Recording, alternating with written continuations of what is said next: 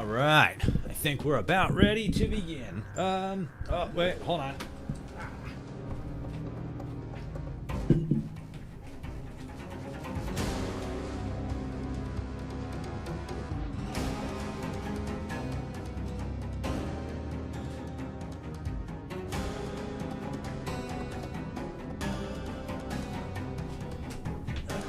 Okay, now we're ready to begin. Okie dokie. How's it going, everybody? What up? Whoops. Well, that's not exactly where I wanted to be, but you know what? Fuck it. Let's just fucking get right into it. There's me. Hello. Barp. What? Sterno. You don't even know what you're saying anymore. You sound insane. And like, I'm gonna be honest, you're good day, sir. What up, Drygen? I'm sorry. One of these days, I'll be able to pronounce your name correctly. Drygen. I know you told me once before. I'm just illiterate and dumb. Let me see that. That's good. That's good. And yeah.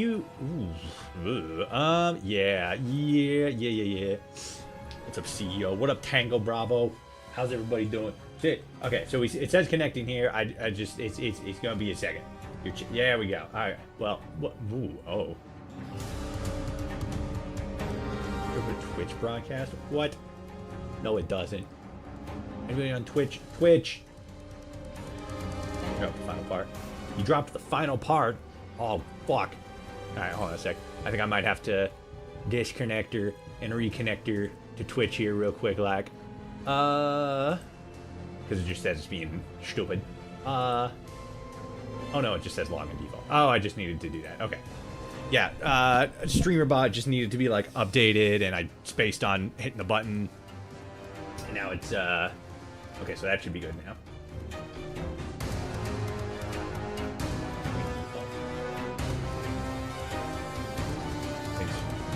Okay. Okay, cool, good.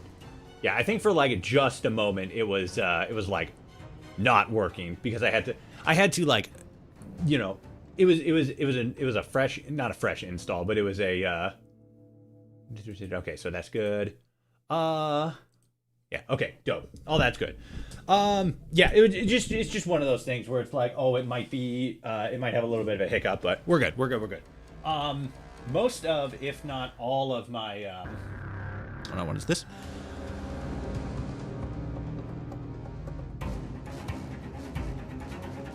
Okay, cool. I gotta remember to do that then. How long ago was that? When did you call me? 2 minutes ago. Fantastic. Oh well. You're just gonna have to wait. Yeah, it was just like a brief technical hiccup. StreamerBot needed to be updated. I updated it, and it was just one of those things where it just disconnects and reconnects. How's everybody doing? What's up, everybody? It's me. Follower Toshi, ya boy, we're so back. We're back with Fallout 76. Why is there two pings? Do I have an accidental ping situation going on here? No, somebody else messaged. You missed the 3. Fallout 3 fans would never. Yeah. Sterno, you never sent me the fucking link to the thing that you said. You had, so I was told. Anyway, there wasn't any like names transferred, but somebody in my Discord server, the stream's still not over. Okay, yeah, you're waiting for like the actual thing so you can like link it specifically. But what I was told, apparently for everybody who isn't or rather hasn't been active in the Discord server today, there was a streamer. I don't know what his name was or anything. But he was like playing Fallout New Vegas for the first time. I don't know why I'm even like talking about this. It's not super interesting. It's basically like a streamer was playing New Vegas for the first time, and a bunch of like New Vegas stands came in and started getting mad that he didn't know like stuff about the game, even though it was his first time playing. And I'm just all like, typicals. All right, it's gonna sound like I'm cracking open a beer. I'm not. It's my Bang Lime Pop Drop energy drink. I'm really hoping whatever this black stuff on the can is is like just debris and not anything that's gonna give me like stage 7 cancer, or like, you know, like some kind of like dried and not exposed, but like dried adhesive or whatever. I haven't really. So as like a content creator, and this is just like me specifically because I haven't had this experience. I don't know how to like do sponsorships. I know that there are like certain places you can go to like a cork board for like people who are trying to like find sponsorships for like trying to find creators to do sponsorships and whatnot with, right? I just haven't done that. I think I've had 1 or 2 like actual sponsorship attempts, but then they just like never went anywhere. Partially because, like, you know, I am still a tiny creator in the comparatives. But yeah, and you know, usually people who are doing sponsorships want like long form videos, and I just haven't fucking had any for a long time. I am working on one though. Nothing is worse than, oh, you should have made a build when you're a 6 streamer into playthrough. Yeah, when you're 6 streams into a playthrough. No, yeah, one of those like, oh, I've been streaming this game for the last like, you know, 3 weeks in a row, and it's like, oh, you should have made this build. Like, cool, thanks for popping in, you know, at this point, as opposed to when I started, which, like, you know, there's only so much that can be done on that end, but it is still like a very much, I don't know, there's just some people take video games way too seriously, and I get it. In like certain situations, it is something that you need to take or you need to express a more serious opinion, but like most of the time, it's just fucking video games, man. Like, it's dope, it's great, but like, if it's the end-all be-all for you, that's kind of the point where you need to like take a step back. You need to take 5. I like 76. It's cool for what it is, good and bad. Yeah, and like first of all, this is fucking horrifying. I don't know what this guy's going on. He's a Foshnot character, red hot masks. So he's supposed to be a chili pepper. Looks like a hot dog. Either way, fucking. If I see something like this walking up to me in the middle of the woods at night, I'm just gonna fucking unplug, you know? I'm just powering down and never powering back on. What the fuck? But yeah, I mean, like I've talked about it a couple times on stream before. 76 isn't my favorite, but like, you know, it's got like every game has its good sides and its bad sides. Oh my god, I fucking love this. What does it have? Hold on, what is it? Hold on. Okay, so that's a Tinker Bench, whatever the fuck it's called. I don't remember. It's got a bed, obviously. Is it just the Tinkerer bench? I mean, I see the scrap thing in there. Is there anything inside? It doesn't say. Fuck it. We're doing it live. Double tap, exactly. I don't know, man. Fucking the woods is a scary ass place. Something else is free in here. What is it? Oh, we can get the fucking the kissing robot. You know, the one that you kiss. That's what this means, right? A&D vendor bot, the kissing bot. That's what I'm gonna call it. You know, I mean, that's technically all the robots, but you guys know what I'm saying. I hope so anyway. Oh, it's the spotted owl. Fantastic. There were 2 hedgehogs today? Fuck yeah.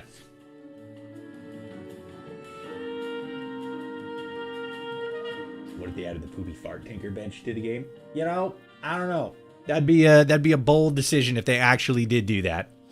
That's all I'm gonna say. Oh, it's a prefab. Well, that's kind of cool. Fire station.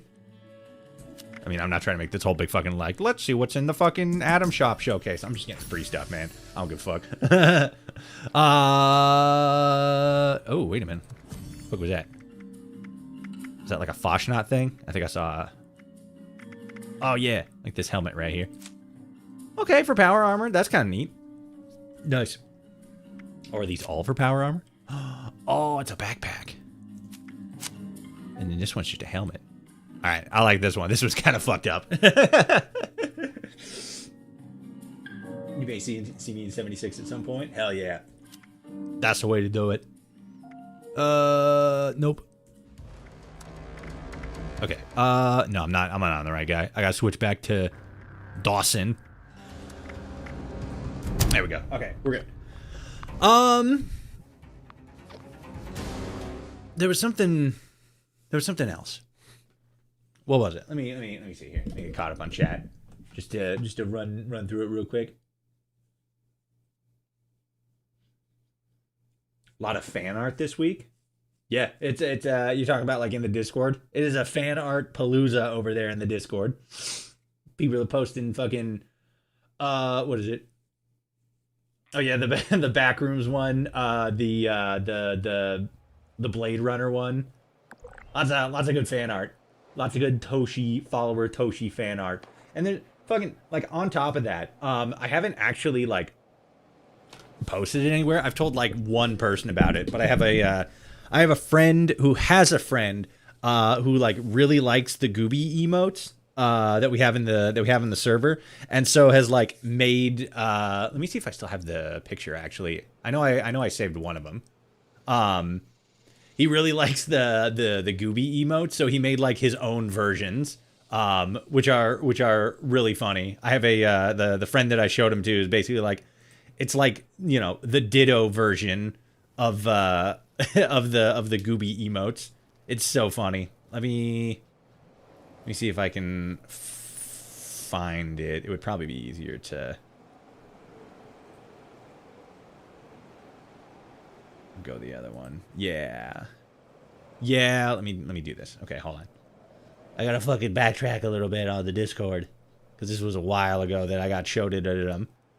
Okay, so oops, nope. Let's do this. Bloop. Little fucking little Yoshi for you there. That's a little too high pitched. More like something like that. That's a little too deep. So more like something. It's a mid tone, very much so. Okay, so there's the other one, and let's do that. I'm taking the pictures. I don't even know if I'm going to be able to have both of them on screen at the same time. Oh, did I save the other one? Oh, I'm such a bongus. I forgot to save the other one. God damn it. There it is. Actually, I would want to do this. So we just have this. Alright, this will work. Alright. Take the Gooby pill. Damn straight. Alright, so for reference, here is the original. Or like one of the originals, right? Look at that little boy. Look at the little man, chat. I swear to God. Oh, I don't even have it on the right thing here. On the verticals. There we go.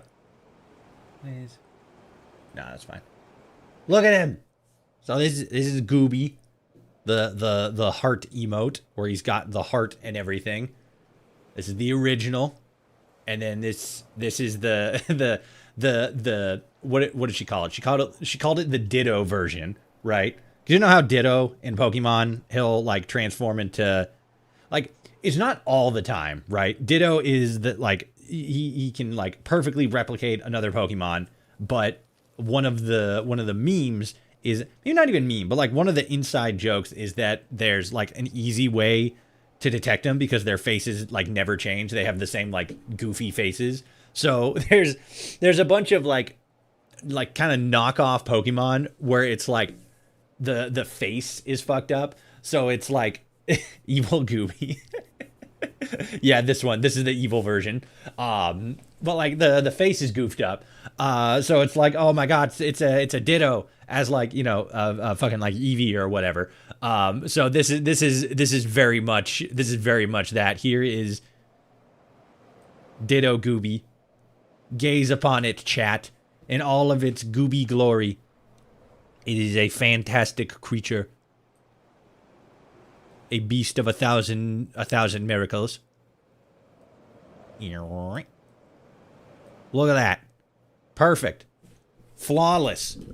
I can't even tell the difference if I'm being perfectly honest. Spot on. I think they posted it as like open source Gooby.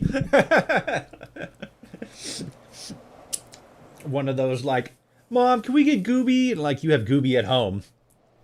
Gooby at home. That's probably even not like 100%, but like very similar. It's a similar concept anyway.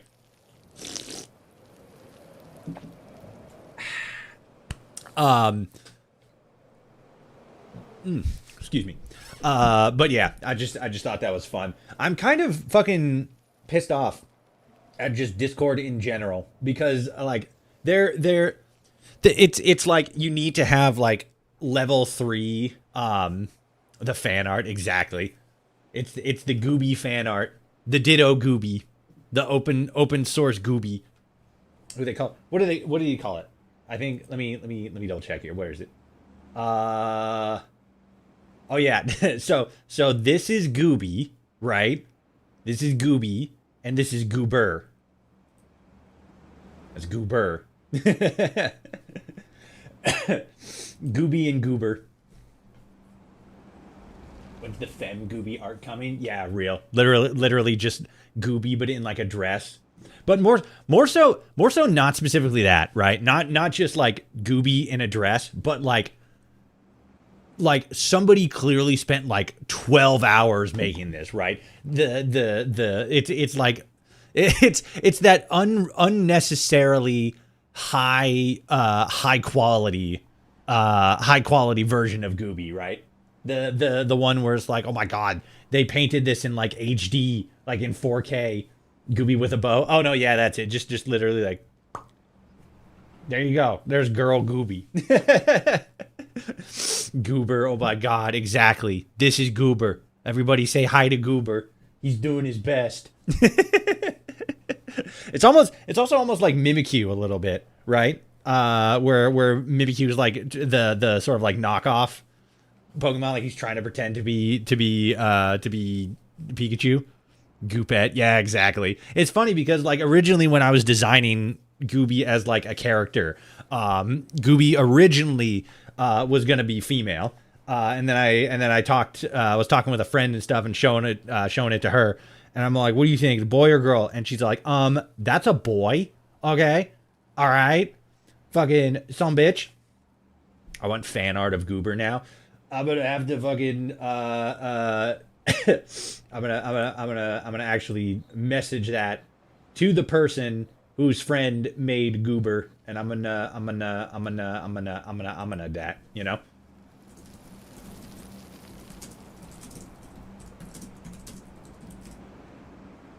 And then I need to take screenshots now, so Goober needs to go bye-bye.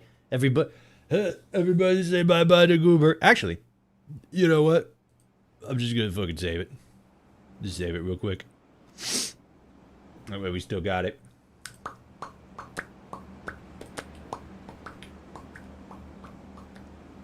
Sick. Alright, and then boop. There we go. We got Goober on the screen. Goober on the screen, chat. Everybody, hip hip hooray. Full Gooby back at tattoo. Yeah, exactly. So, would it be full Gooby or full Goober? Which back tat is it? Is it the original or is it the Temu version? That actually feels mean to say, you know. I don't know if I would call Goober the Temu version. The Wish version. Gooby, exactly. There are two wolves inside of you. One of them is Gooby. One of them is Goober.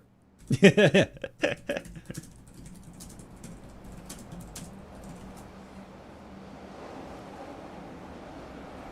we go. Okay. Bloop. Gooby and Goober. Yeah. Also, Fallout Beach episode. Where are the ghouls in bikinis? Whoop. Right. Let's see, where is it? Can I even see it from here? I don't think I can. I think it might actually be over the hill. Oh, no, I'm just pointing the wrong ass direction. It's over that hill. Yeah. We're gonna get there. Depends on how good the artist is. Yeah, more or less. I mean, they did a couple of Goober pictures. It's not just that one. Let me get. I think he just did 2. Oh no, he did 3. So let me get the other ones. This one's not exact, but it's similar-ish to the original.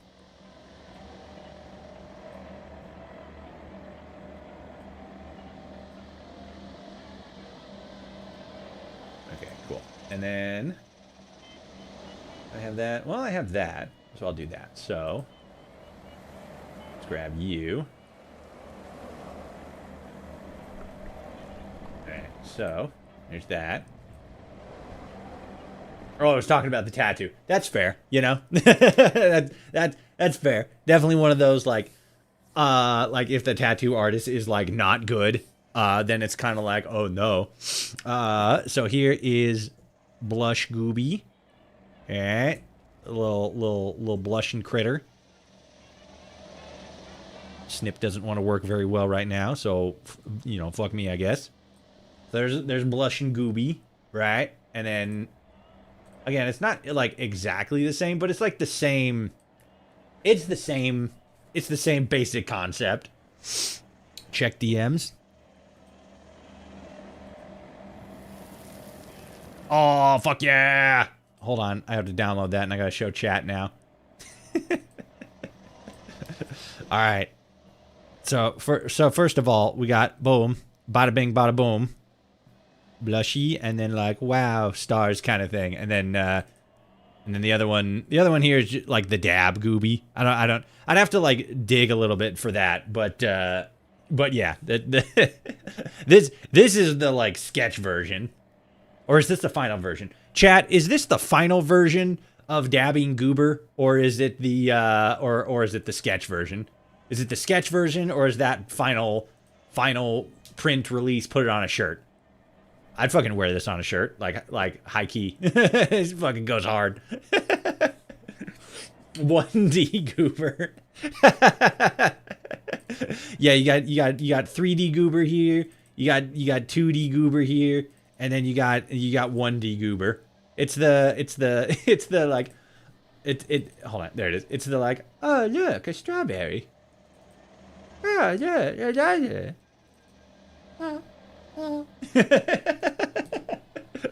It's that meme. Okay, did it download? Oh no, it's in downloads. All right, chat. All right, we need to get a little evolutions. Yeah, it's evolving just backwards. All right, so disclosure day here. The individual that I spoke to, like to not like finalize, but kind of get like the general vibe of like, oh, you know, is like this Gooby good for like this the sketch for like this graphic or like this meme or whatever. Is this good? Is Baby? So if you guys know her in the Discord, she's also the one who's like, Gooby's a boy, not a girl. Don't let Baby see this, or she will find me and she will strike me down for allowing such a thing, and then she will find and strike down whoever did this up. But here's Goobette, girl Gooby. Da da da da. Look at her in all of her beauties. Wow. What the princess of yore. It's funny how powerful a bow is. Just like in general, right? I'm telling Baby, no. Don't do it. Don't clip this and tell Baby. Don't do it. She'll be so cross. Oh, thank God there's an ad break coming. The ad break will save us. Maybe, maybe not. Lamau. What do you think, Ranger? What's the rating? What's the out of 10 scale on this one? 0 out of 10, Goobet.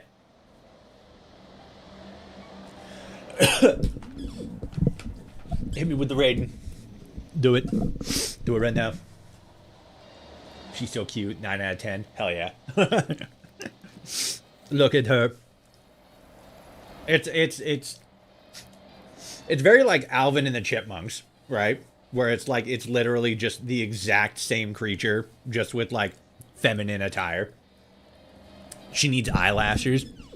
That's for the 4K version, right? That's for the like insanely good fan art, right? Like somebody spent like maybe not way too much, but like an exorbitant amount of time to make it look all like, you know, like it was done by like a professional anime studio, right? That's that's where the super detailed high quality comes into play. Uh-oh. Is that on that's on the wrong screen there. Tinker real quick here. Let me see. So that's that. That's supposed to be down there. There we go. I got to send this to somebody. Clip this and send it to Laura. Laura J Arts. She'll be the one to do the high quality version of Goobet. She'll see it and she'll be like, "Oh my god, I can make him look like Spyro, but like a girl," because she loves Spyro. She probably wouldn't, but it's just a funny thought. I got Five Guys French fries. They gooder than a bitch. I learned that from... Was it TikTok? No, I think that was actually on YouTube. Like before shorts and stuff. It was this kid who was like trying to get into it, like a thing of Dr. Pepper or something. And he's all like, this stuff's gooder than a bitch. And I'm like, hell yeah, kid. That's the shit. Oh, my leg. I don't know what it was, but like, I'm coming back from like plasma donation the other day, and for some reason, bending my knee just like hurts for some reason. It's not like when I'm walking, but like specifically when I'm like lifting it and like flexing it. I don't know what it is. I sort of like bruised my knee a little bit kneeling on a stone surface. But I mean, like, yeah, but then like that was like at least like a week or two before this. I don't know fucking what's going on. Next time I stream, they took your adrenochrome. They really did. That's what it is. They took it straight out of my blood system, and now I have no more adrenochromes. They're all gone. God damn it, Joe Biden's. Why did you let this happen? Why didn't you kill them with your Biden blast? The fuck was that? Oh, I think I moved over. Yeah, that's what happened.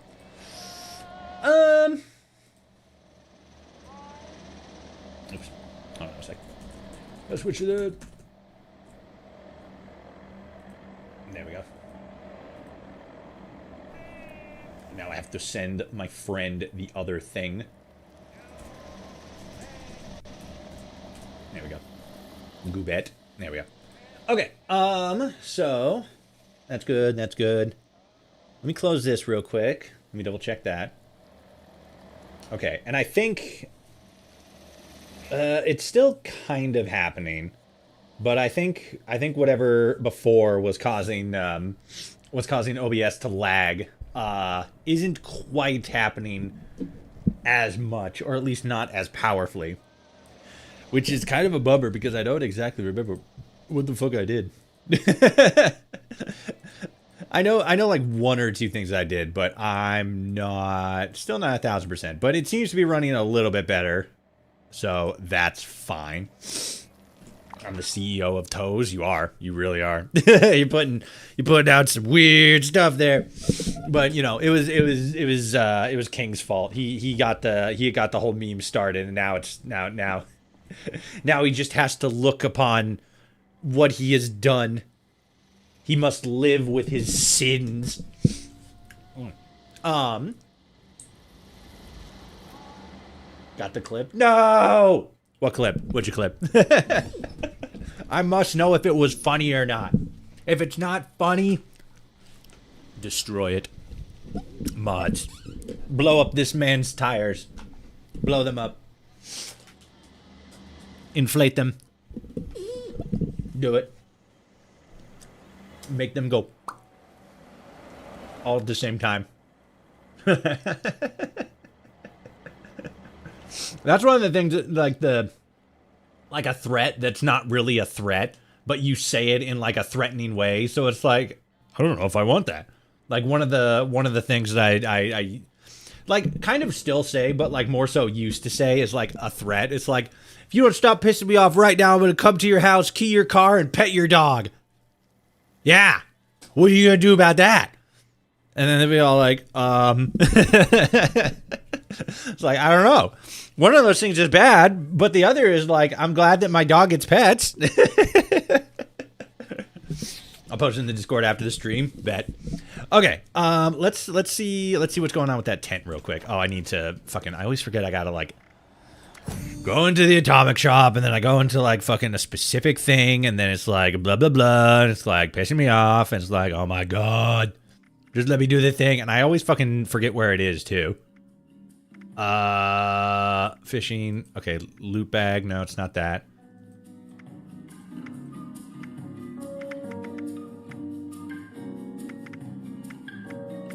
Fucking goddamn it. Dwellers, pets. Let's get decoration utility. Oops. No. Tents. There we go. Okay. Yeah. Perfect. That took a lot less time than I expected it to. Alright, let's see what we got here. We got the GNN building. Bloop. Or GNN tent. Oh, let me switch to the right window here for horizontal. There we go. Alright. Let's see what we got. Okay, so we got the sleeping bag out here. Right? Yeah. We got the chest here. Okay, so it's just the chest, the sleeping bag, ooh, they have an ammo storage bag in here. That's kind of cool. Scrap. Cooking station, and Tinker's workbench. It's not bad. It's kind of neat. I like that it's a little like van and stuff like that. It feels like I should be able to like go in here, but at the same time, there's not much in here, so it's kind of like, yeah, I get why it's not something that you go into, but like, you know, it's whatever. But it's kind of neat. I like it.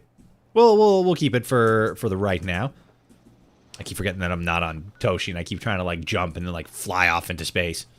Okay, so that's okay, so we have all the Overseer's Journal.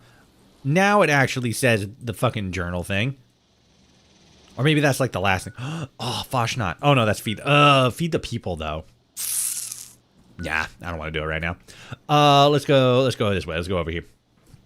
We're gonna go to the Grafton mayor, and he's gonna be all like, "I'm a robot." Beep boop beep boop.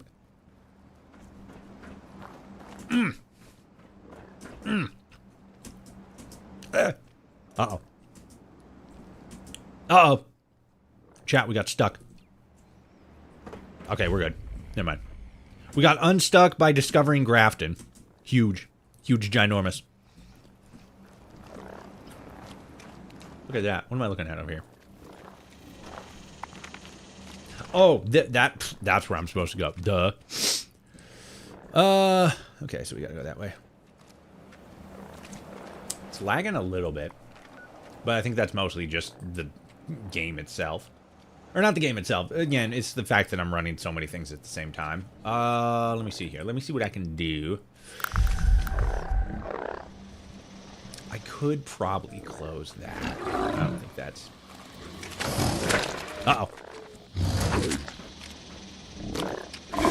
Ow. Ow. Ow. Frogs, get away. No, stop it. Fuck off. Glowing green box. Protect me. Perfect. Okay, we're good. Hang on right here for a second. Okay, so that's OBS. That's right there. Like this. It's that. So we'll do that. And then we do this. Oops. There we go. Yeah, a little bit. That's fine. Okay. Let me do this real quick. Oops. Whoa. No. We'll leave that there. Yeah, we'll do that. Sorry, off in the background real quick. Close. Okay, so that's good. That's a little bit less memory. I probably should close that.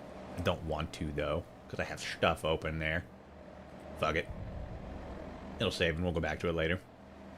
Just to try to save the memory a little bit. Oh, yes, system. Firefox. Okay, that's good. Okay. Actually, let me hold that. Keep that open there. And come on. Oh, come on now. There we go. All right, and we're running a little better. Let me see if it. Okay, yeah, that's better there. See, look how smooth that is now. Look how smooth it is. Look how smooth I am with it. Now watch me blow these frogs smooth off. Ah, somebody already smoothed off them. Hey, oh no. Oh, what is this? Oh, it's a floater. I was like, is that a floater? Because it looks purple here, and I couldn't remember many that were like actually purple. But I think this is the floater Nasher. Is this the blue one? The ice one? It's green. Is there I guess there was a green one. That's the one that spits acid. Corrosive. Whatever the elemental is. Alright, chat. We're in a new town. We're in Grafton Town. There's a super meownt. I'm gonna snipe him. I did 116 damage to him. He took no damage. Fantastic.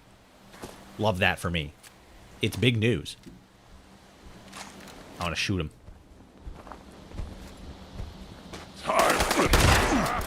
Oh, shit. Ow. Hurt. Painful. Oh, fuck. Oh, fuck. Get away from me. Nope. Nope. Don't you do it. Don't you do it. Hey, I'm reloading. I'm reloading. I'm safe while I'm reloading. Bitch. Okay. Alright. Shit. Oh, fuck. Come on. Switch. This isn't gonna explode, is it? I don't think so. Oh, God. Oh, nope. Nope, we're out. Fuck you guys. 2 super mutants and a gnat and a fucking floater. Oh. Okay. Do that jump again. Oh. I don't know why I thought that was a solid... why I thought that was a solid piece for a second. Okay. Let's go up here where we're a little bit more secure. We got the advantage. Oh, God. Frog. Fuck you. Fuck you, rad toad. Bam. Bitch.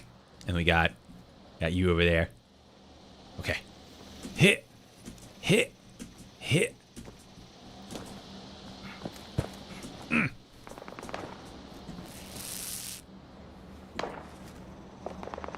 I see that rad toad back there, but I don't think he's gonna find me.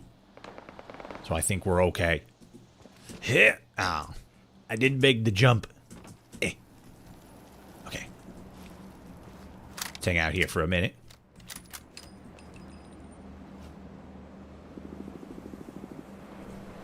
I can take the opportunity to grab another French fry or 7. So what's been going on in the news this week, huh? What's been good, chat? What's the big story of the day? Because I know that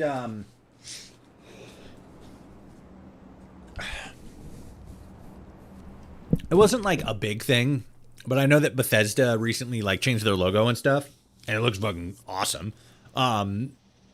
Was there any like movement or like wasn't there some kind of like newer news bit around Fallout, like the new Fallout games? Yo, what up? How's it going? trying to remember a lot of stuff that happened this week as far as like new stuff goes.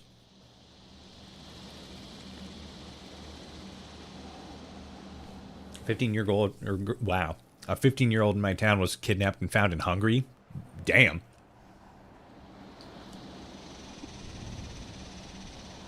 I think there was a big sale Bethesda did. I think that might have been it. I definitely remember hearing about some big sale they had where a lot of stuff was on discount. You try out the Gatling plasma thrower. What is a Gatling plasma thrower? That's new to me. Fallout 76. Gatling plasma thrower.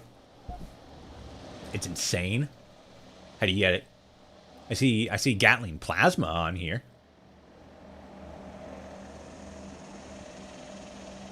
It's a new attachment for the Gatling plasma. Oh, okay. Let's see. So it's a mod. So I'm seeing on here prime calibrated capacitor, gamma wave emitter, standard. Just for like the regular Gatling plasma. I'd probably have to like scrap it or something in order to find that. Is the recipe found like somewhere specific?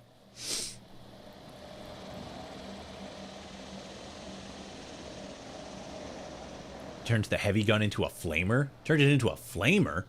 What the fuck? No, just scrapping. Let's see here. Locations.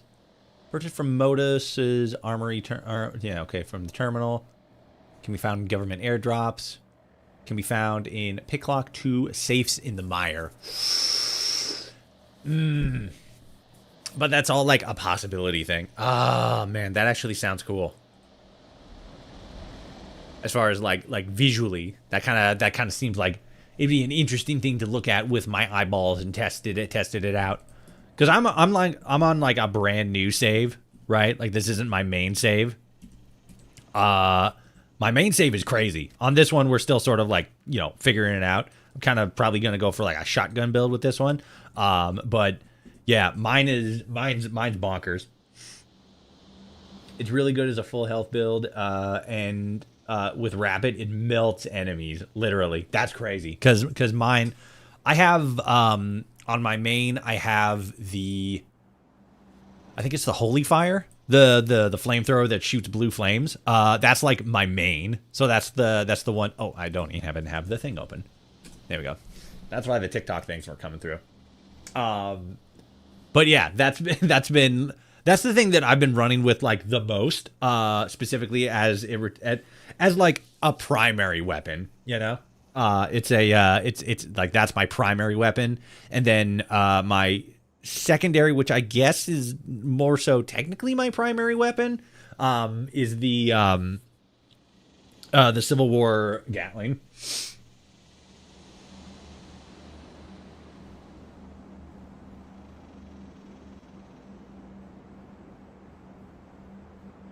Okay, cool. Hold on one second. Oh wait, no. The creation of Fallout weapons are the same as 6 different words, and each new weapon is a different combo of those words. Yeah, it is. It like modifications specifically is all very. It is all sort of like the same thing. They just kind of swap things around specifically to, you know, like they all kind of do the same thing, but because they're for different weapons, they sort of like, you know, tweak it a little bit to make it more dynamic in a sense.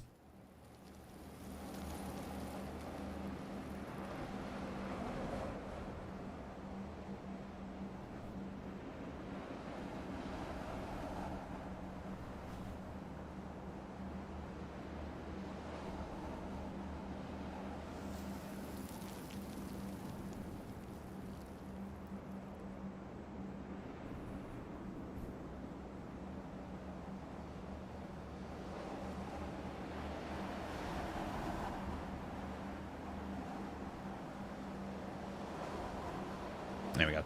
Sorry, I had to send a text message. In raids, I'm doing about 9 to 10k a hit. That's crazy. That's an insane amount of damage per hit.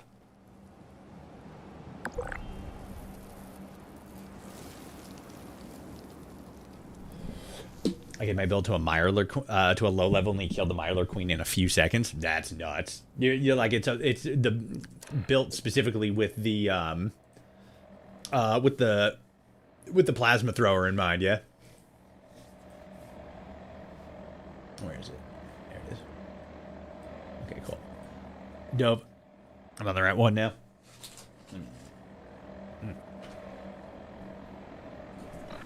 All right. Let's hit the road. Especially now that it's daytime, it's going to be a little bit easier to see enemies way over there and way over there. They're really easy to get, actually. The modification for the plasma weapon, or for the plasma Gatling. Whoop. Yeah. Okay. How'd you get yours? Get on. She's very quiet for me. All right, we're good. I don't see it. I saw a frog, but now I don't see frog. I've joined the activity protest march. Oh, shit! Ow. Bitch. Sneaking up on me like that? What an asshole. What an asshole. I hereby deputize any and all armed citizens to quell this impending riot. Grafton Steel I mean, none of these, but like, you know, fuck it. to my campaign, and therefore could not possibly be guilty of everything they're saying. Of course not. That would be ridiculous.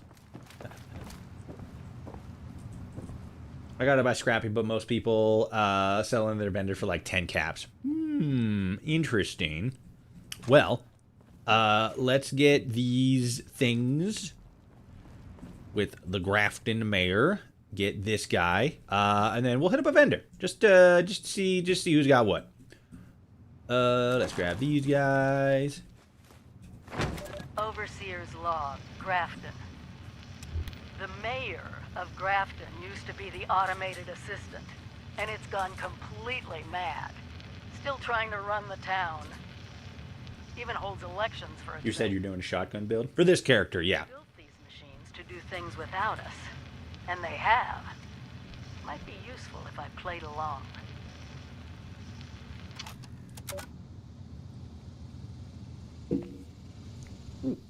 That was short. Fair enough. What up, Big G? Grafton. Welcome to Grafton. I bet you weren't expecting a computer to be Grafton's mayor. Unfortunately, you are a wee bit early for tourist season. But this is your lucky day. Help us get ready for the upcoming flood of eager tourists, and I'll knock a whole 5% off the cost of all attractions.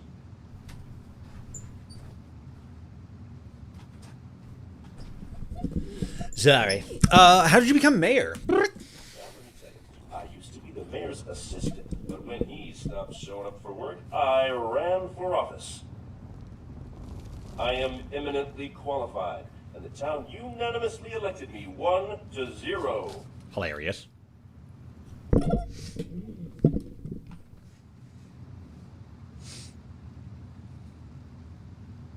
There's a rumor that Xbox is adding platinum trophy type systems. I think Master Achievement would be a fire name.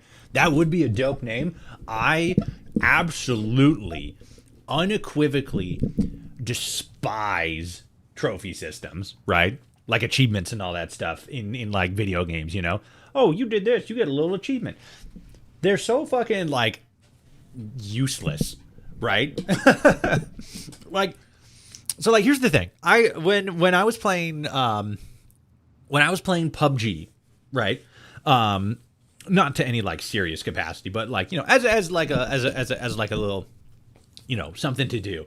One of the things that I thought was really interesting is that I forget what the name for it is, but as you're playing certain video games like PUBG, for example, you will eventually get like you accrue like these little points, or you have a chance to like unlock what is it like like crates, like kind of like loot crates. And they're like through Steam specifically. So you'll get like random items and stuff, right? You could like then take these items and then either use them in game or like sell them on the online marketplace effectively. Sometimes for like a decent amount, usually not really anything substantial. I think I had like one item that was like worth, I want to say like $50, 50, $100, something like that. I actually got scammed out of that, which like feels bad, man. But it was like an obvious scam thing that at the time I just wasn't like internet savvy enough to be all like, oh, I know what this is. So that was kind of a bummer, but like, whatever. But it was, it was interesting because it's an actual sort of like reward for playing the game. It's a cosmetic that you can wear, but then it's also a it's a thing that you can sell. There are like similar. Steam has like an interesting way of going about it because they have like these like little Steam cards you get sometimes for just like owning a game, and then you get like a couple. Sometimes you get them for like playing a game. Sometimes you get it for like getting to certain points in the game. And then, it's just like a little card thing. And then you can like turn it around and sell it for like, maybe 2 cents on the Steam marketplace, right? Nothing super fantastical or anything that you could like, use to make like your day job. But it's a little something. And like after a while, they kind of like, accrue after like maybe fucking month or like 6 months, a year, depending on how long you actually do it for. But like, it's something that's a little bit more substantial.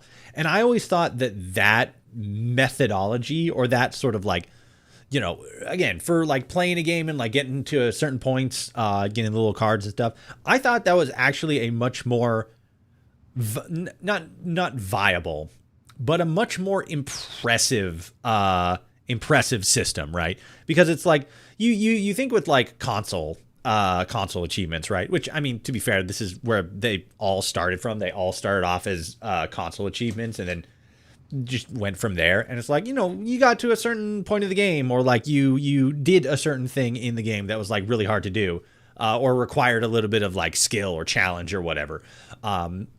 That's cool. That's great. I don't really see a whole lot of point to them beyond like,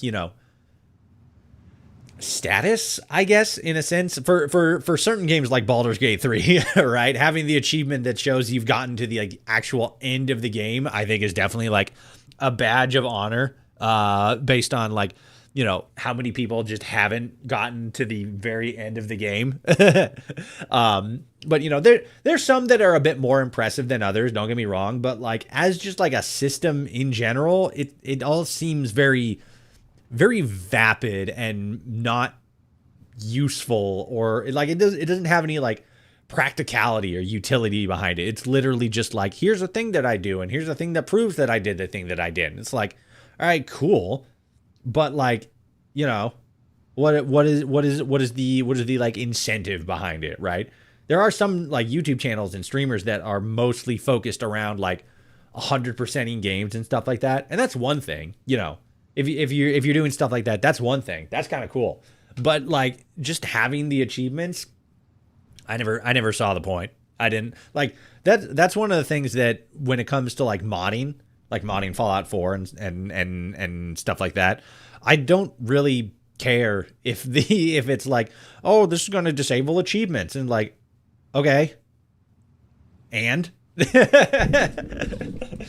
I do think that as far as like Xbox rumored to be like creating like, because like you get platinum trophies after on like specifically like really hard like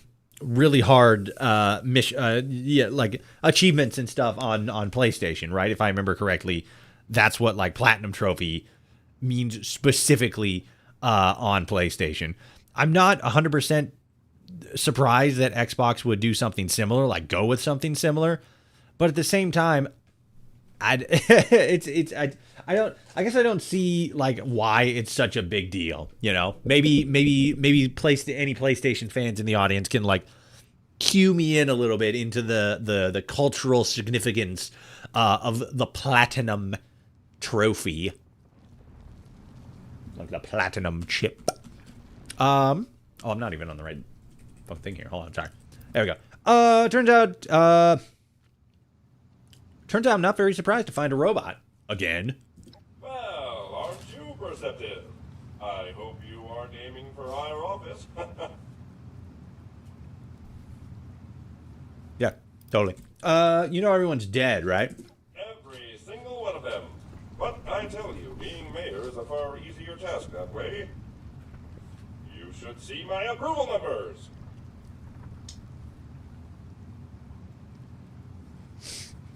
I know Xbox has a reward system where if you do certain things like play games or pay stuff, pay stuff like buying things, like spending, like, oh, you bought a thing today, you get like a little point, or play Game Pass every day and you get points that build up and you can redeem stuff like gift cards, which is like also something that I think is like, because that's it's like to that extent, right? Like they kind of like, you know, reward you for like playing the game and stuff like that. Like, okay, or not like the game, but like, you know, buy. Yeah, it's kind of what I thought you meant there.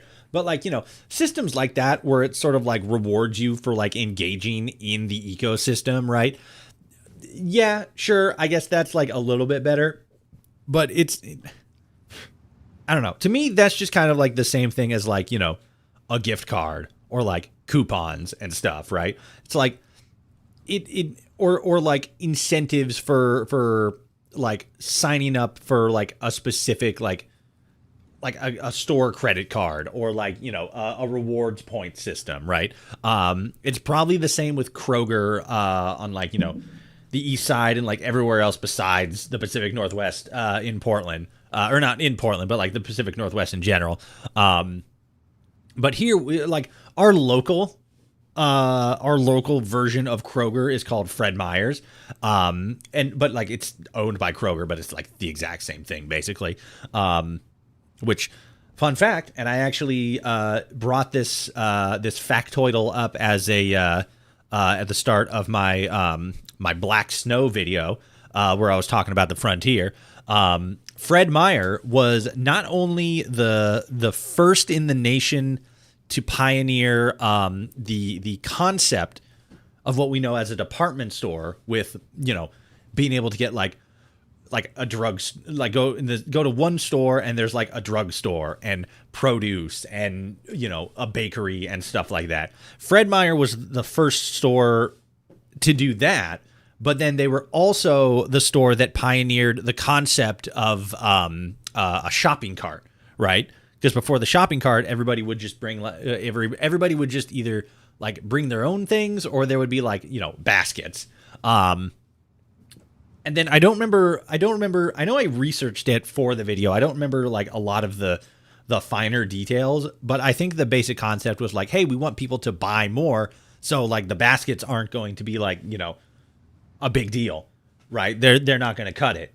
We need something bigger. So then that's when they're like, let's, you know, basically make like not a barrel, but like, you know, get like a bin, right? It didn't start off as a bin. It started off as like, I think still the sort of like mesh kind of design that we see nowadays. But just like that, like a large basket on wheels.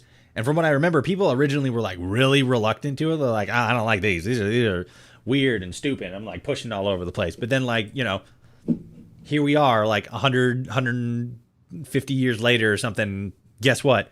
Every single store has fucking has carts. I just thought that was really funny. But yeah, so like so systems like that, to get back onto the whole like, you know, like reward systems and stuff.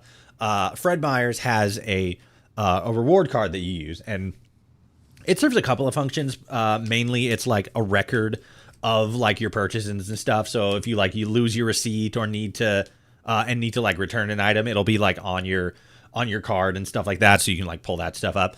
But then also you get like gas points, so you get like a little bit of a kickback when it comes to like when you buy stuff, you get like a little, like, you know, a couple cents for like taking off gas and stuff like that. And it's like, okay, cool, yay, great. But then like it becomes completely useless if you don't drive. So if you don't drive, you're obviously not going to buy gasoline. So the rewards you get from it are completely like it's not a reward. It's just like, oh, here's points that you're never going to use. The reward system also incentivizes getting a higher tier of Game Pass, because the higher the tier, the higher the multiplier. Yep. And that's another thing. It's the same with like credit cards, right? Credit cards are usually like, hey, get like this specific card, and you get like, you know, because I have credit cards like that. There's one where it's like you get points for flying is like a big one. A lot of like big credit cards are like, hey, you get points for flying and stuff. One of them is like you get points for. No, this is the mayor. This is the mayor of Grafton. Also, I guess no. I was gonna say, I guess technically not really. But he is still an AI, so I guess it's kind of the same thing. He's a supercomputer.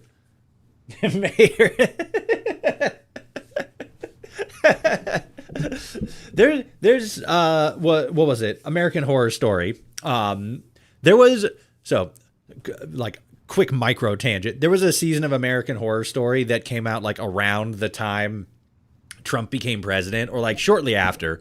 That was like 100% like about like the like Trump becoming president and stuff like that. It was I forget which season it was, but it wasn't like about Trump becoming president, but it was like a commentary on how he, like a person like him, would have become president, and like, you know, the kind of person that becomes that like successful in that way. It was like Cult or something like that. It wasn't Cult. Each season has like a specific name.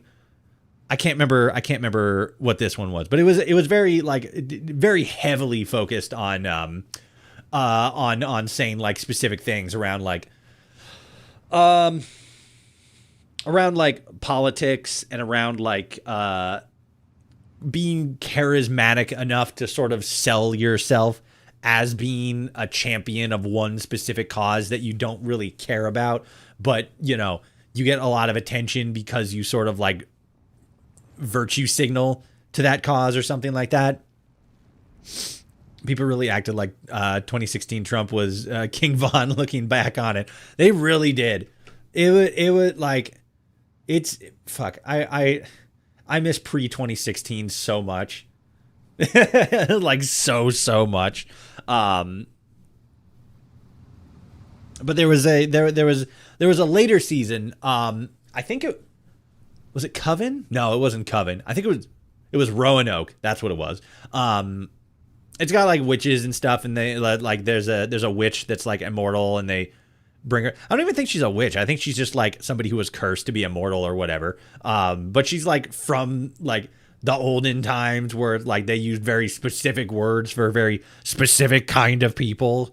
And she's watching a Barack Obama on TV as he's like, you know, being president and whatnot. She's like, oh my God, why did they do? How is this possible? That magic box says that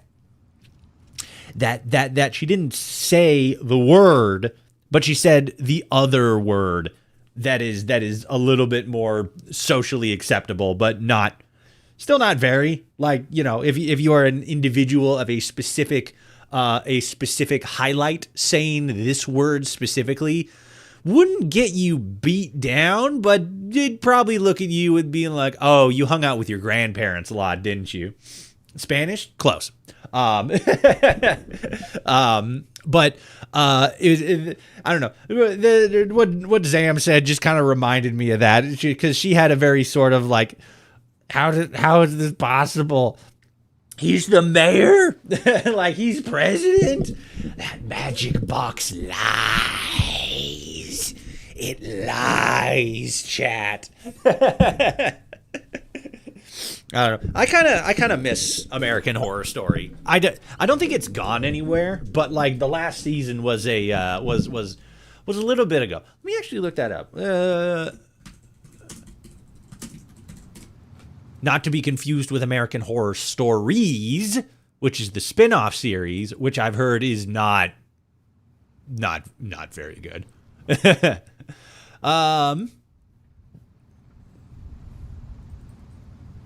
Oh, okay. Oh wow, it's just called 13. Like the each season. Is it actually here? Freak Show, Hotel, Roanoke, Cult. Is it Cult? It might actually be Cult. That might have been what the. I think it was Cult. Interesting. Follower Toshi. Yes. What about me? What do you want? You want to fight? Is that what you want? Because I don't. Delicate. What was this one about? Oh, nope. Yep, that was the last one. I remember this one, yeah. Would like the spider.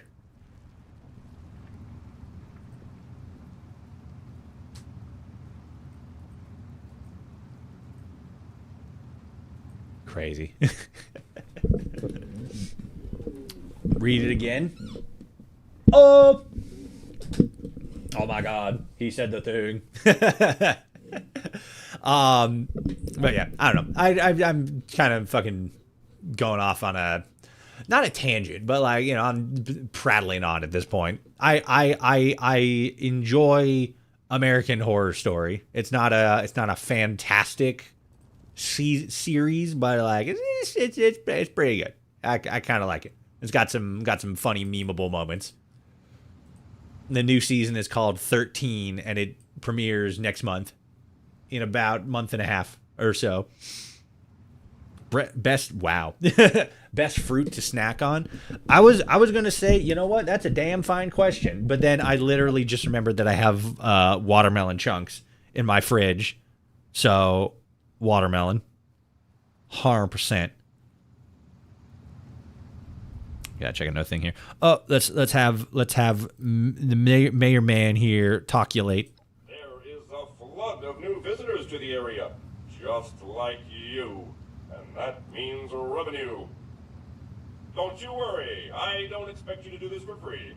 I'm sure I can find a suitable reward. Somewhere. It's somewhere. All right, how can I help? We have 4 major attractions around here. What do you guys think, though? What's the best fruit to snack on? Shooting range, cricket sport, and the Black Bear Hunting Lodge. Go out there and get each one of them ready. I'll wait here, because I don't have legs, and I can't move. You got it, Mayor Man.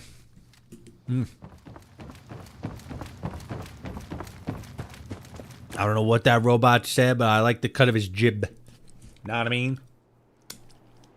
But like, seriously, what did he say? What does he want us to do? Open the water valve. Open the water valve to Wavy Willard's Water Park. Pick up beer bottles at the shooting range. Repair picket fence, but repair Black Bear. Oh yeah, he just wants me to like fucking go around town and do fucking city work stuff. Very based, very cool, very epic. Let's see, what's this one? That's the protest thing.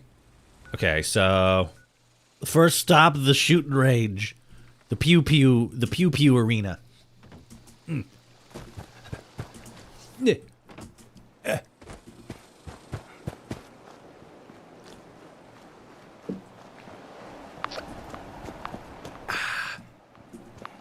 Sorry, I had to take a drink. Had to take a drink of my high caffeine Bang Energy Lime Pop Drop flavored drink. Oh yeah, I was going into like a whole tangent about like fucking sponsorships and everything a minute at the start of the stream. Fucking Bang Energy drink, sponsor me. God damn it. You're fucking shit's good. Shit's gooder than a bitch.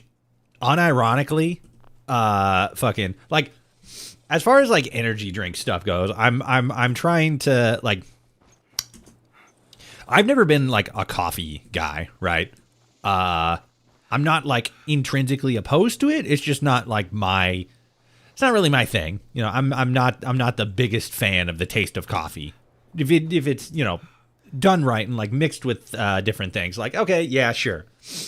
But like when it comes to like a caffeine intake, it's not my choice. I've become more so an energy drink kind of guy. And I think that probably the in terms of like, you know, in terms of like health, right?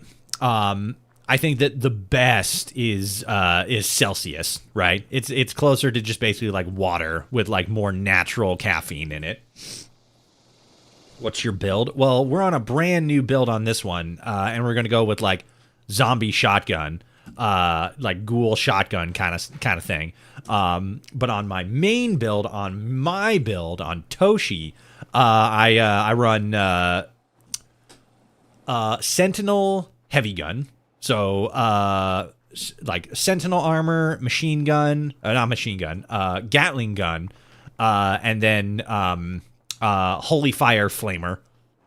Shit goes hard, real hard. I rarely, unless I like completely stop paying attention, right? Nothing kills me. Like if I stop paying attention and I get surrounded by a bunch of things, I never die. Good night, Toshi Foidwer. Good night, Sternio, Lego Bricks man. Have a good sleep in your Lego Bricks house, in your Lego Bricks bed, with your Lego Bricks blanket, and Lego Bricks cats, and the hedgehogs. But yeah, that's like my main build. Heavy guns and sentry armor, and I just like fucking never die. The only times I ever die is if like in like the main area, right? Not counting Ohio, but like in the main area, I never die unless it's to like some juiced up boss or like I get, you know, fucking swarmed bad. Never die. Never even get close. Going into Ohio though, that's a fucking other thing entirely. Those scorpions and those death claws are mean. Ohio is no joke. Ugh. So on your heavy build, what's your secondary weapon? Technically, my main weapon is the Civil War Gatling gun, because I forget what legendaries it has on it, but it basically like it has a faster, it's got a faster reload and a faster fire rate, and then I think it does slightly more damage under certain conditions. I can't remember what the conditions are, but I know that it does like a little bit more damage under like a specific condition. And then technically my secondary, which I actually use my secondary a bit more, just because it's a little bit more beneficial, right? So the Civil War Gatling is my main because it uses 5.56 ammo, right? And that's typically for, or no, not 5.6. It uses 5mm. And 5mm is usually reserved for the machine guns. And so whenever you pick up a clutch of 5mm, it's a lot at the same time. But because the Civil War Gatling uses 5mm and it has a much lower fire rate but a much higher damage rate per bullet, you can effectively use it in the same way that most would use like, you know, a rifle or like a carbine weapon, right? In sort of like in not an automatic way, but a manual way where you have to like shoot each bullet, not like this, but you know, closer to like I have to shoot, I have to click each time. I can't like press and hold, right? I forget, whatever, doesn't matter. Point is, I do it that way because whenever I kill an enemy and get bullets off of them that are for my that are for the Civil War Gatling, it's usually a lot more because the ammo type is for a weapon that usually shoots a lot more bullets a lot faster, so I get more of them there. And then it's just good. It's easier to constantly stay up on my ammo capacity with that weapon. So it does less damage. It doesn't do as much damage as quickly, but it's a good economically friendly weapon, right? I can use it to deal a good amount of damage, but I don't have to worry about ever like running out of ammo. With the Holy Fire, it's sort of the opposite. I have to worry about running out of that a lot more because it spits a lot more ammo a lot faster, but because it also has the healing factor on top of that, I combine that with my own healing factor on top of my Sentinel build. So effectively, I just kind of like run up to something, stand there, fucking blast them with the flamer, and then any damage that they do to me is either redirected or negated because of my build, or is healed practically instantly because of the Holy Fire. So, yeah, I pretty much just stand there, never drop below like 80-90% health. And 80 is like if they get like a good shot on me, or can like stun me for a second and like blow some fucking bullets into my face. It's a really strong build, but it's also very sort of like ammo dependent. Like if I run out of ammo for my flamer, that I'm gonna have a rough time. Like run out completely, not run out and like I need to reload and then like I'm vulnerable for whatever.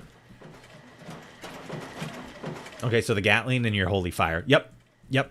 That's weapon wise. It is very sort of like not like you need, but like on their own they're pretty solid. But like you need like a specific perk deck build out, right? Your deck has to be built in a certain way.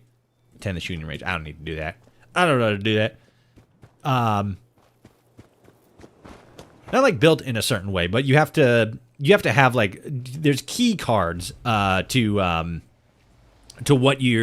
make the build more so successful.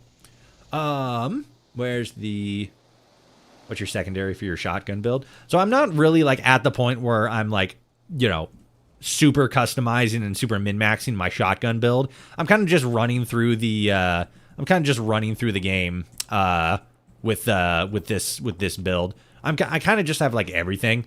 So I'm just in like survivalist mode right now. Just do whatever damage I can with whatever I have in my my inventory. But more so I'm going to be leaning into that. I'm going to be leaning into yeah, sure. I'm going to be leaning into a shotgun build just to try something a little different, do something a little bit different. Because on my, there we go. On my heavy gun build, I originally started as like a stealth sniper build. And like that, it works fine, but there's not as many, like, not opportunities, but come on, I want the right one. Oh God. The game isn't quite designed for like really good stealth sniper builds, right? Ow. Come on. There we go. There's the right one. I'm gonna start blasting. I'm blasting. Stop it. I'm blasting. I have horrible aim. Don't tease me, chat. I'll shoot you. And then I'll miss. Because I got a horrible aim. In Minecraft. Had to preface that. There we go. Okay. But yeah, so as far as the shotgun build, I'm just kind of, fucking running whatever right now. Just eventually, it's going to be a more shotgun-focused build. I'm picking up bottles. Because the mayor asked me to come here and do some fucking janitorial work. Good job getting the shooting range presentable. Thanks. I have a feeling these days everyone would be up for some good old target practice. Uh-huh. Yep. You and me both. Big gamer. Okay. Let's pull it down to 10s. scrap some stuff. And then we'll head over to the lodge. And we'll do some more stuff. Good.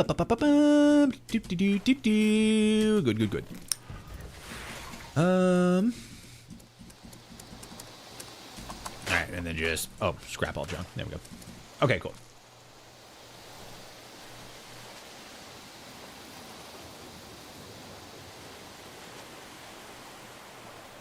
I've been trying to figure out a way to have a good two-gun build that complements each other well. When you say two-gun build, what do you mean?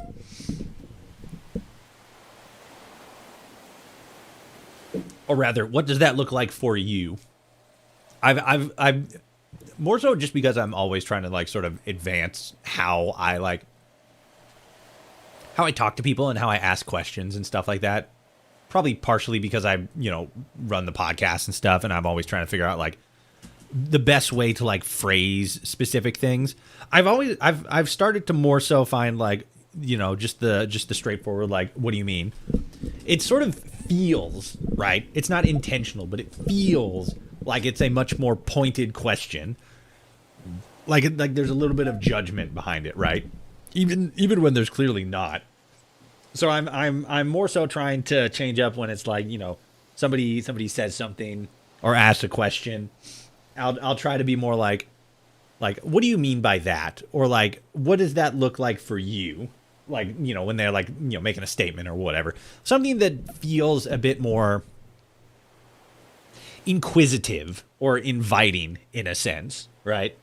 One of the things that I learned really early on when asking questions is there's like open-ended and close-ended questions, right?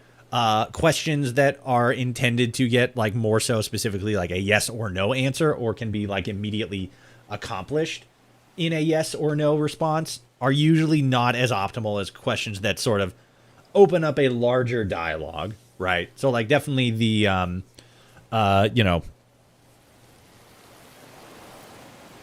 don't know. I was going to go into example, and then I'm like, you know what? Now I'm starting to get into like linguists, and I don't fucking care that much. Okay. In the perk cards, don't interfere, or rather take up the same special attribute area, like a good backup weapon to pair with my fixer, or to pair with my Gatling gun. In the perk card, able to max with as much possibility in both. I clicked to fulfill the channel TOS. Hell yeah. That's the way. That's what we're talking about. That's what we love to see. What up, Jaguar? Neon Jaguar. Okay. Okay. So you want to run? So you want to run heavy gun and shotgun at the same time, and more so in like a way that that complements both. I think that's interesting, mostly because like shotgun and heavy weapon both take up the same attribute slot. They both take up strength. However, they have six attribute cards, or 6 perk cards between the both of them. 3 for each like level for each gun. So it's like you can definitely get both, but it's going to be a big drain on your resources. Hi, sir. What up, EFV 495? How's it going? Or commando build and a shotgun or heavy. So, again, that's one of the interesting things that I see with Fallout 76 specifically, because it's like different kinds of weapons can take up the same attribute slot, and if you have a lot of points in that attribute, you'll do more damage, or you'll be more capable with those kinds of weapons specifically. But if you really want to like hyper focus on being good with a specific kind of weapon, again, assault, automatic weapons, semi-automatic weapons, shotguns, pistols, the heavy weapons, stuff like that. It really all comes down to just what type of gun you're trying to carry, right? Focusing on one specific gun type as opposed to one attribute field as your primary focus is going to help a lot more compared to just like the attribute bit. I'm a big fan of Bethesda. Bro, me too. Fucking Bethesda's great. I mean, the games that they put out. I don't know. The company is like... I don't know. I can't speak too much to it because I haven't like, you know, experienced much of like the company culture and whatnot. But like it seems like a pretty decent company. It's one of the few that actually has a union, so that's kind of that's kind of a big win for Bethesda compared to a lot of others. But then at the same time, you know, like people like have been complaining for like a long time, like, oh my god, why don't they just focus on Fallout, or why don't they just focus on like Elder Scrolls, and like, oh, they take forever to, you know, do anything. And it's like, yeah, like I get why they do that, but it's also like, you know, like, you know, it takes time to make them and stuff. So yeah, you know, I get it, but at the same time, it's like, yeah, I'm right there with you. I kind of wish it didn't take so long for them to make games, but you know what it is. It is what it is. American games are legendary and the best of the best. I mean, like, kind of. There's the when it comes to like American media, anything, you know, movies, TV shows, video games, books, stuff like that, you'll more often find more comparatively to like other nations and stuff. And I'm speaking more like general. I'm not speaking in like, you know, absolutes or anything. It's usually like you'll find more good things in the American marketplace, specifically because the marketplace for those things is so much better, or so much bigger, rather. There's a lot more good, but there's also way more bad, right? So the like, I'm trying to. There's this one. I can't remember. So a good example is Japanese or Korean came every 6 months. Yeah, and so like that's another thing. Like I was actually going to go there too. Those marketplaces are a lot smaller, but there's a lot more money invested into them because they can put out, like, you know, depending on the project and stuff, they can put out like real bangers, right? Japan is kind of like held to the whole anime thing, so they kind of focus more on that than like a lot of live action stuff. But there is a lot of live action stuff that they put out that's really, really good. When it comes to Korea, like the biggest thing, maybe not the biggest, but like one of the biggest things that they put out in recent years has been Squid Games. And Squid Games was really, really good. Everybody really liked it. And they put out a bunch of other like really good things, but they don't take up as much space in the global zeitgeist compared to America, just because America has so many more monkeys working on so many more typewriters to get Shakespeare to come out a lot faster. Okay, I want to get caught up on Sir P. Griffin here. I see some people just smoke enemies with their guns and their tanks too. And I've not been able to accomplish that. So those people, like the people who are able to like run like really powerful builds that are able to just like literally melt off HP, they usually like also stack like specific chems, specific drinks. They usually take advantage of like the most min-maxy of min-maxy stats, right? To where they can just like run in and just like, you know, slime out the Scorch Beast Queen in like seconds, right? You kind of have to really stack for that. That's the most like hardcore of hardcore hyper grinds, right? It's cool. I don't really like making builds like that because they're so incredibly like resource heavy, right? If you want to get something like that going, you need like fucking like all these different chems, all these different drinks, just like all this stuff to like buff you for however long you need to like accomplish this specific damage output, which is cool, but it's like, you know, to me it just seems more like there's a lot more like upfront time cost compared to just, you know, having a less powerful build but still having like a stronger build.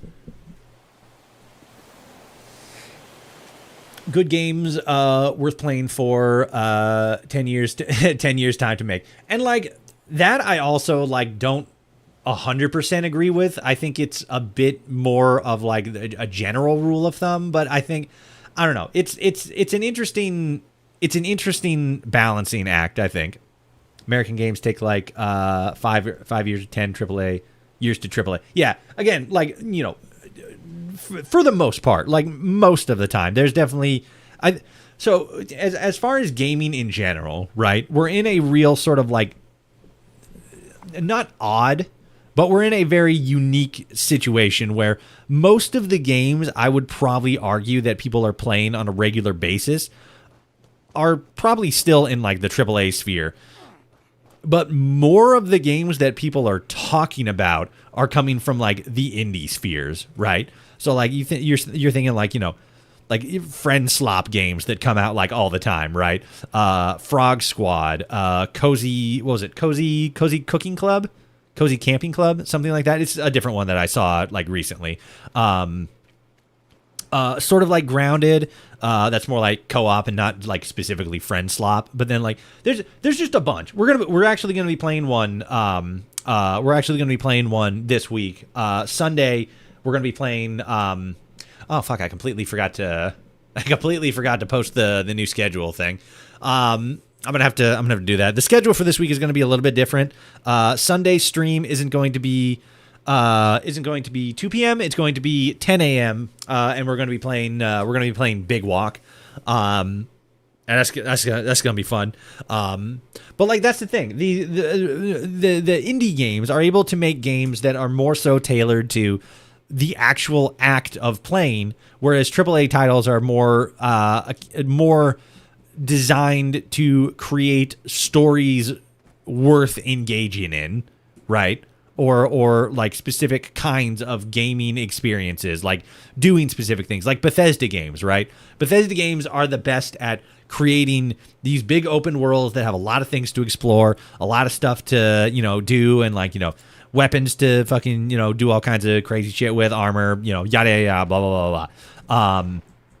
But then, like, yeah, again, those take a long time to make, especially for a company like Bethesda that's working on two fucking like generational, like legendary titles. They have Skyrim and they have Fallout, and now they're trying to get like Starfield to be like the third of the, like their third thing, right? Which, like, you know, we'll kind of see on that, but like, you know, they seem dead set on it, and I see potential in Starfield. But again, more so to the point, they're working on a lot of big things at the same time. It's not like Rockstar, for example, that works on like one project and they take like 10, 15 years to do it.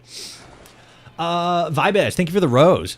Huge. I actually recognize that one. So I kind of recognize that one as being a bit more of a valued tickety talk sticker. So thank you. Big thank.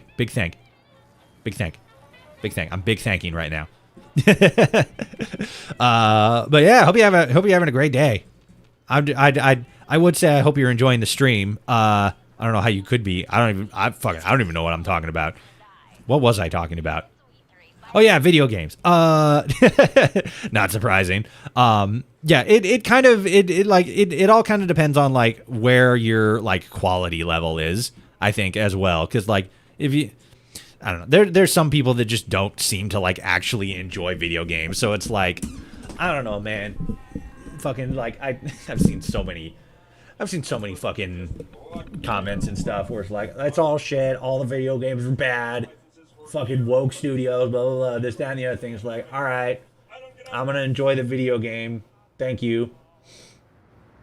You drive your John Deere farm simulator while you're listening to Doomer podcasts screaming how gaming is over and we're all going to die. Yeah, exactly. Like, don't get me. So for like, not context, but to put that into perspective, we have, not we, but like,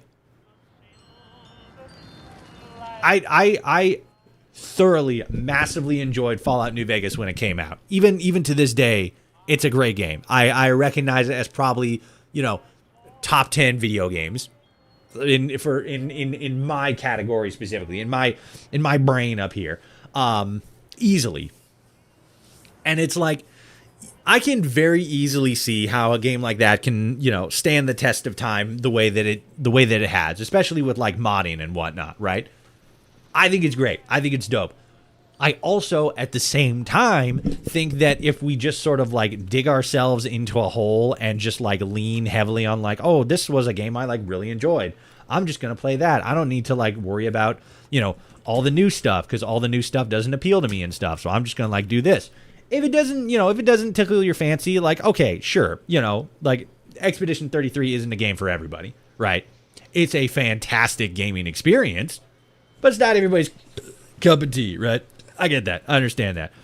I just think that more people need to have a little bit more like open-mindedness with new things, right? I think that there's people out there who have like an incentive in saying that things are bad because they get like attention and whatnot, right? And I don't necessarily think that that's a great way to build a platform or a great way to go about, you know, thinking about engaging with new media and whatnot. Let me see. I need to get caught up here a little bit. Okay.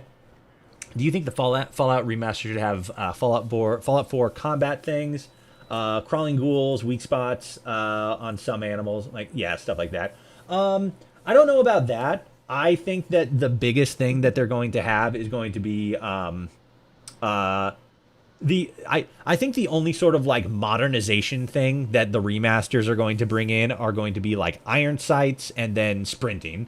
But I think everything else is going to be exactly the same, right? I don't think we're going to have crawling ghouls. I don't think we're going to have, weak spots. I don't think we're going to have weapon and armor customization. I am kind of interested to see how, like, what they do with power armor, whether they go with making it like it is in Fallout 4, where it's like an actual exoskeleton armor, or if they just stick with it being like, you know, a higher advanced tier of like regular armor, like a suit, an outfit, but you need like special training for that.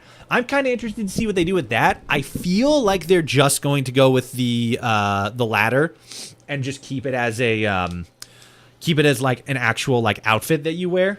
I feel like that's more likely than not, but I think it would be kind of cool if they went with if they went with the like suit of power armor kind of thing, the exoskeleton build. I think that'd be pretty cool. I don't see it happening, but I think it'd be kind of neat. I was trying to jump out the window here. Oh, I can't. Damn it. Damn you, Bethesda.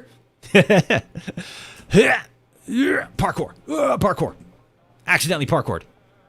Oh shit, I need to fucking I need to upgrade. It's gonna take a while for me to upgrade my backpack because I need to like do a specific mission or something. But like my carry weight's crazy. I don't want to talk to him. We're gonna go there. Let's see. Keep doing what you're doing, but aren't you gonna talk about the 10 penny power? 10 penny tower fiasco. Yeah, okay. Pin that real quick. They'll probably make it more like Titans in the New West. I don't know what specifically you're talking about there. I'm not familiar with Titans in the New West, so you'd have to extrapolate on that a little tiny bit. I like for them to keep the power armor suit concept instead of armor. Yeah. Power armor? No, yeah, I know that you're talking about like power armor specifically, but Titans of the New West I'm not familiar with. Just make it look big. You're talking about like in like how it is in Fallout 4. You think they're gonna make it more like keep it like a big like set of like actual exoskeleton armor, or like that's what you think they're gonna do, or what you would like them to do. Let me scrap some stuff here. Whoops, switch. Oh wait. Oh no, yeah. Okay, yeah. There we go. Those are the wrong thing. Let's do that. Let's do that. Oh, I actually should have held on to that. That was a laser weapon. I don't have any laser weapons yet. Yeah. And then the other things are probably food. They'll make it big, but it won't change the mechanic. Oh, so you think it'll just be like a skin. Like they'll go with like just making it look bigger, but it'll still be just like a suit. That's really funny right there. You guys see what I did here? I accidentally fucking locked myself out of my own fucking box here. That's funny. Yeah, I could see that. I could see that. That would actually be interesting. The same like it's visually, it's the change that mattered. But to make like development on the game easier, they don't really change how it works. That's kind of interesting. I think he's saying they're going to make it play like Fallout 3 in New Vegas, but have it look big. Yeah. I get you. That's interesting. I think that's kind of cool. That'd be, again, that would be an interesting direction to go in, because I think they are trying to like more so uniformly, like they're probably not going to make like big drastic changes like, oh, this is how power armor always worked in like 3 or New Vegas, right? But I think overall they're trying to like modernize the newer concept, right? That's why power armor wasn't like a suit in the Fallout TV show. It was actual armor and stuff like that, as opposed to in 3 in New Vegas. I kind of like that. I think that like visually, conceptually, anyway. I think that's pretty solid. Good middle ground? Yeah, good middle ground. I'm just trying to. I think it's over this hill. My fucking air fucking purifier's going bananas. 76, damn straight. 7.6. It's like 6.7, but 76. We all love the OP nature of power armor, but it feels clunky and slow. So I take the comparison, less defense to gain athleticism. Yeah. I think that in like Fallout 5, right? I think that like some kind of like upgrade or like like a modification or something that made it so that the armor, like the armor, like a style, right? Like the armor is like tighter, sleeker. It's less defensible, but it's faster. I think that'd be interesting. It runs less like you're running this like big heavy suit of armor, and more like like in like Fallout 3 or New Vegas, where it's like an outfit, and you're able to still like move in like a regular out of armor manner. I think that'd be pretty interesting. And my only 6.7 is a 67 Impala. Hell yeah.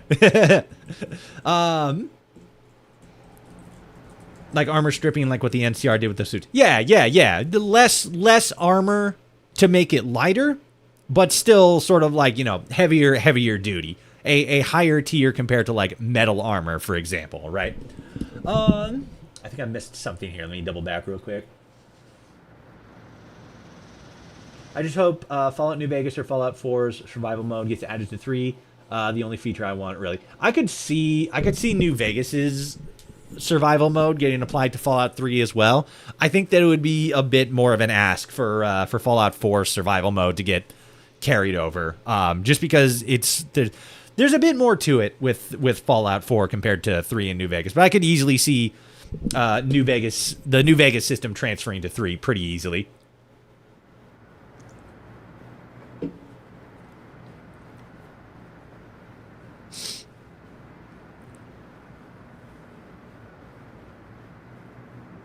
Could it be like the type of Legion armor that uses power armor parts, or stripped down power, or stripped down NCR? That could be an interesting compromise. I think we're all like basically saying the same thing here. Having that sort of like middle ground where it's still armor, but it's like lighter, is definitely the balance.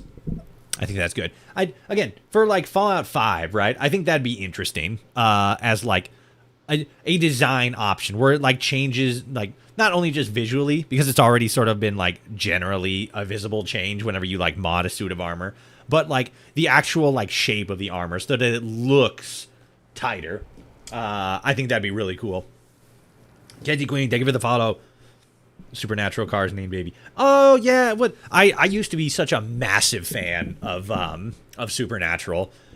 Where did I drop off? I dropped off like right before the Leviathan showed up, which I think is like probably halfway through the entire series. Yeah, and it wasn't like I was like bored of the story or anything. It just wasn't. It wasn't something that was on my radar as much anymore. I think I was like graduating high school around that time, so I had different priorities. But yeah. It was very good. It was a good show. Goat. Hell yeah. I saw all 15 seasons. Nice, nice. I haven't seen all of them. I sort of kind of got up on it. I read like the Spark Notes and stuff, but like it didn't. I don't know. I feel I don't have the same connection to it anymore. Unfortunately, it's kind of like the same for like Rick and Morty, right? I used to like Rick and Morty a lot. I still kind of do, but it's just it's not there anymore. It's not the thing.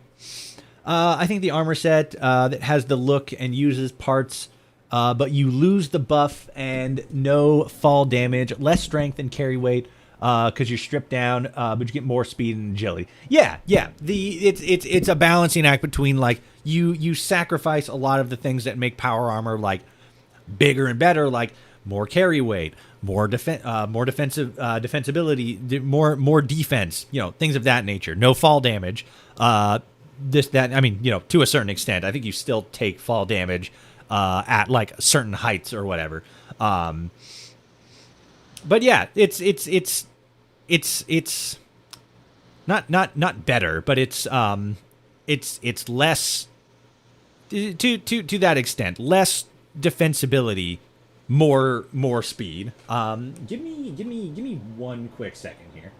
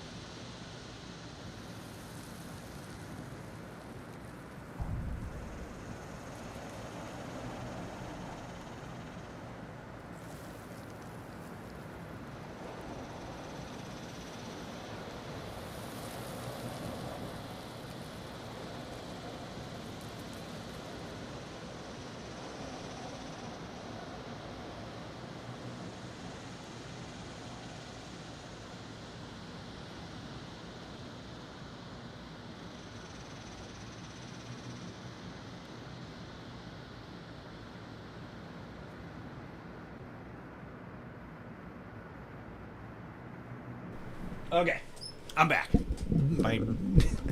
My housemates lit up some incense, and they're very pungent, and it's making my air purifier go absolutely bananas. Fuck, I hate the smell of incense. At least this one specifically. It burns. It's acrid. Let's get these. And that one. And that one. Okay, cool. We're back. Okay,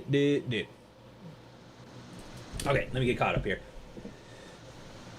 I think the power armor set that has a look at the parts of the... Okay, yeah. Would be cool. Hear me out. A set of power armor that acts like a medic juggernaut armor from COD Ghosts. I can't say I know that reference specifically. I don't play Call of Duty.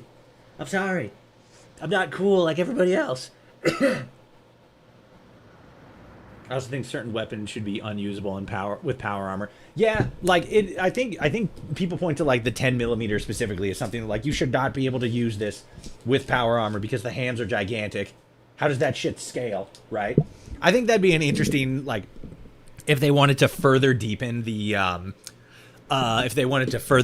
mechanics of power armor. I think that'd be an interesting thing. Like there's certain weapons that you can maybe not only use, but like more so specifically weapons you can't use with power armor. I think that's kind of interesting. Oh my god.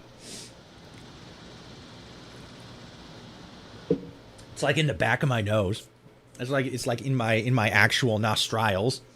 You guys know that? Like it's kind of that like, and I might be just kind of like weird for this myself, but like smoke kind of has like a nice smell to it, but it's usually only when it's like the smell of burning wood, right? Like a campfire, right? I like that smell, but the thing with that specifically is it's still smoke, So you still get that sort of like acrid burning smell in like the very back of your nose, right? When it comes to incense, because incense are like supposed to be scented and stuff like that, it's kind of the exact same thing. It has that harsher, not harsher, but it has that more pungent smell to it mixed with the smell of something burning. And I don't know, for me, it just really sticks to the back of my nose. I can't relate, but then again, I like the smell of gasoline. I mean, I also kind of like the smell of gasoline, but like, I don't know. Incense are just weird. I get them. The smell of them sometimes is nice. This one, I don't know. This one isn't. I think I might have to ask my housemate not to light this one again. This one's a bad one. I don't like it. Okay, so somebody brought it up earlier, and I do kind of want to talk about it, at least to a minor extent, right? I don't want to fucking like go. I don't even know, not like insanely deep in it, but like it's something I kind of want to talk about a little bit, just to kind of maybe I guess also get your guys' opinion, but just sort of like talk about it a little bit in general, and then get like other people's opinions, right? So let me switch to. We're gonna switch to this window on the horizontes. So how do I begin this? I guess just explaining what like the focus is, right? I ran across a YouTube video the other day.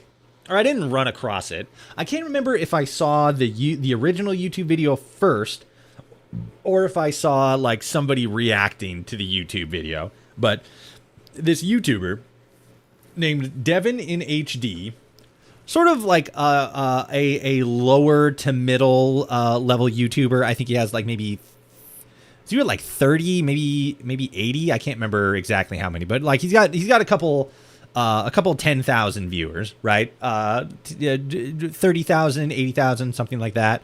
Happy Fashnot, what up? Let's go. That hot dog fucking thing looks scary as hell. Fucking see that in the middle of the woods, I just fucking delete. No, thank you. So this YouTuber, Devin in HD, he made a YouTube video talking about the Tenpenny Towers quest from Fallout 3 as a quick sort of, Spark Notes breakdown of the entire quest itself. The quest is basically a group of ghouls want to live in Tenpenny Towers, and both Tenpenny and most of the residents that you speak to are basically, no, we don't want them to live here. They're ghouls. They're gross. They, fucking eat babies, and they can go feral at any time and stuff like that. The base reading, so that's the basic setup. You have a couple ways to complete the quest, but the key ways that most people finish the quest is they either get a mission from the security guard at Tenpenny Towers, and then go down into the metro system where the ghouls are hiding, both feral and the ones that we're talking about in this case, non-feral ghouls. Go down there, wipe them out, you get caps, yippee woohoo, day, you did it. Off to the next adventure. But the other way that you can do it is you can go down there, talk to the ghouls, and they're basically like, oh, those fucking, we have the caps, we've been trying to get in there, and like have like an actual safe place to live. These guys are fucking racist elitists. We're fucking hatching a plan to fucking like grease the entire building, right? Take them all out. And then, you follow through with that. That ends one of two ways, either just like a complete massacre or a systematic removal. And when I say removal, I mean from this mortal coil of basically the entire population of the building, and are eventually replaced entirely by ghoul patrons. And the in Devin's video, the surface level reading, or the easiest reading, as he himself puts it, is that it is a conversation about racism. There's a little bit of what is it? There's a little bit of an underlying narrative when it comes to ableism. There's a little bit of an underlying narrative related to like potential redlining. Very, very sort of like minor stuff, but more so things that can be attributed as inspiration, right? Or that can be like a lot of things in narratives are reflective of other things, right? Whether that's like other stories or like bits and pieces from stories or like the real world, things like that. Racism, slavery, blah, blah, blah, on and on like that. I've already given my 2 cents about this in the Discord, but the essay, I don't know why I think ghouls, don't work so well as an allegory as some people say. If you want to use the talking point, go for it. And so that's one of the interesting things, right? There is, so in Fallout, right? In Fallout, ghouls are the stand-in for the concept of racism, even going as far back to pre-war, which is based on 19,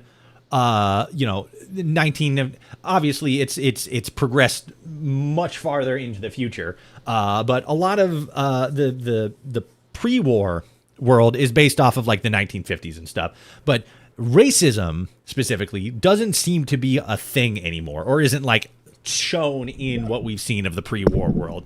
It's more so like nationalism, right? Like, oh, he's a communist, this, that, or the other thing. Very, very McCarthyism shit.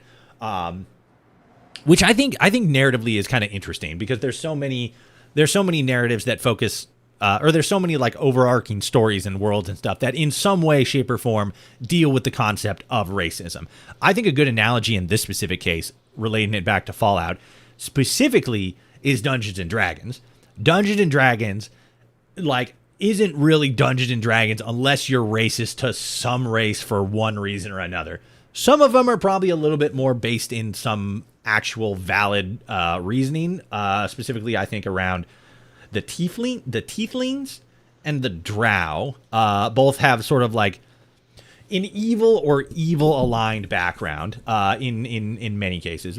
But as far as that relates to ghouls in Fallout, it's interesting because there's actual genuine reasons to be concerned about them, right? For them going feral. How do you feel about the Fallout show canonizing whatever drug that is that keeps them from going feral? I think that's interesting, and I think that I'm sort of like holding off more so on whether or not I think that specifically is a good thing. Like, I'm holding off on whether or not I think that element of the lore was a good inclusion or not after we actually learn more about the drug, right? Whether or not they are going to actually ever talk about it in a sense, in like, oh, this is like, in whether they keep it like a vague thing, like, oh, this is just a drug that stops ghouls from going feral, right? Whether they actually like get real deep into like the weeds of it or not, I think is kind of the question. If they do, then I'm kind of a little bit more inclined to give an actual opinion. As for right now, I think it's interesting. I'm just kind of waiting to see where they go with it. Because if they have like a pretty decent reason or like a pretty decent origin story for it, okay, yeah, sure. Or if they're trying to do something like narratively interesting with it, I think that's good. But if it's just kind of like, oh yeah, there's just a drug that keeps ghouls from going feral, and they never like really explain it or never like hint as to what, the mechanisms behind it are, I still don't think it's like bad. I just, it's not as narratively interesting, right? I wanted to see if you were doing a camp review. I don't know how this was a racism topic talking stream.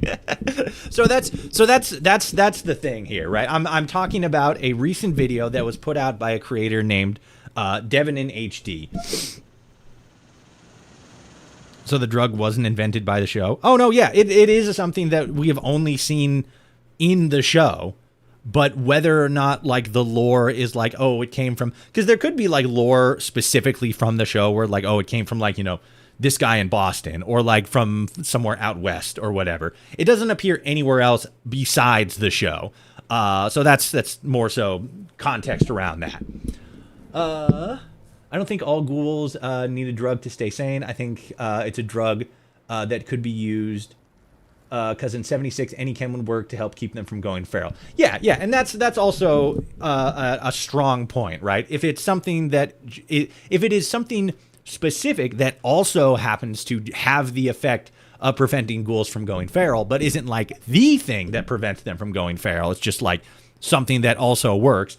I think that's a little bit more interesting because then it opens it up as like, well, there is something that stops them from going feral, but there are multiple things that will work, right? Like that, because that's one of the things that we also saw in the show where Cooper didn't have access to the vials, but he was able to sort of like, he had a mantra. He just kept like saying his name, affirming his own identity and stuff like that. And that prevented him from turning feral.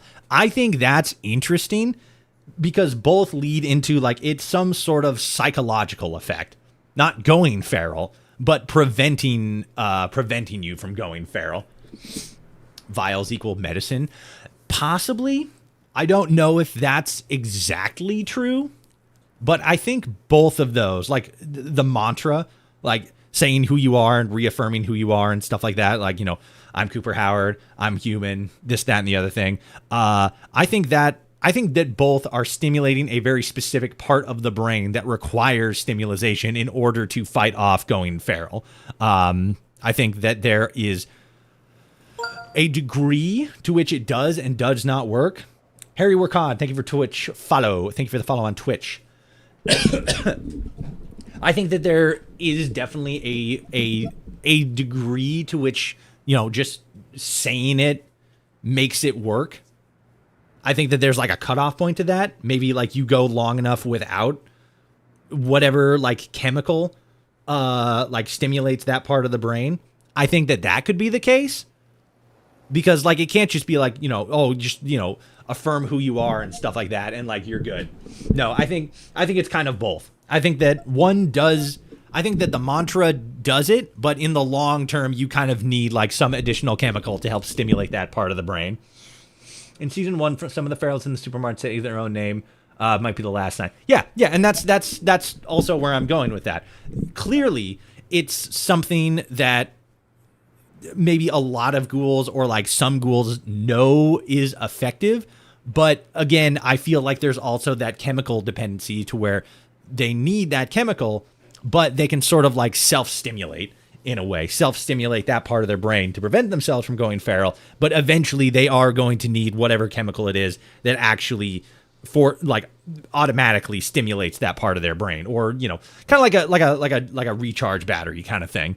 Their internal bodies only have so much capacity to recharge that part, but that battery also needs to be recharged at some point. I'm glad you hit that. Seems like a lot of people missed it. And it's like, you know, again, I think that there's I don't know. I'm trying to not be so judgy and say like, oh, it's just media literacy. I think that there are a lot of things that because it's just a theory, right? But I also don't think it's like 100% like this is for sure what it is. It's just kind of making a good argument based on a lot of the things that we see. To Americans, racism is a catch-all concept for social inequality. So I agree in essence, but it's more general. It's more the general idea of social inequality and segregation. All right, that specifically is a good.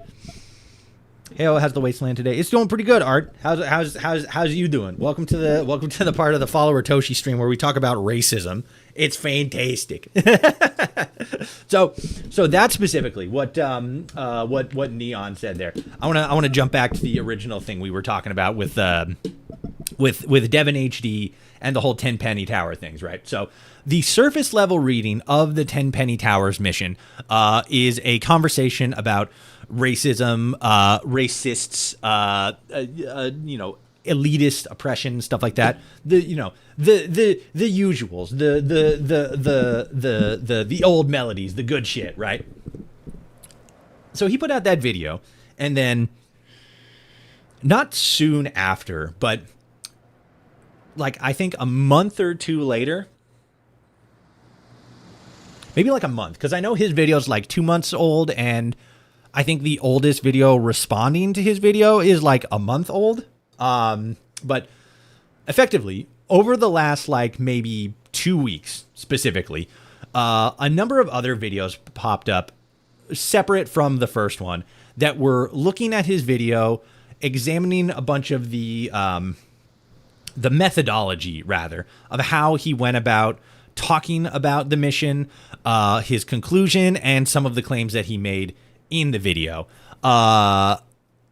The general overarching conclusion of all of those videos is that the title that Devin gave the video is something along the lines of like the Tenpenny Towers mission is a moral impossibility, right?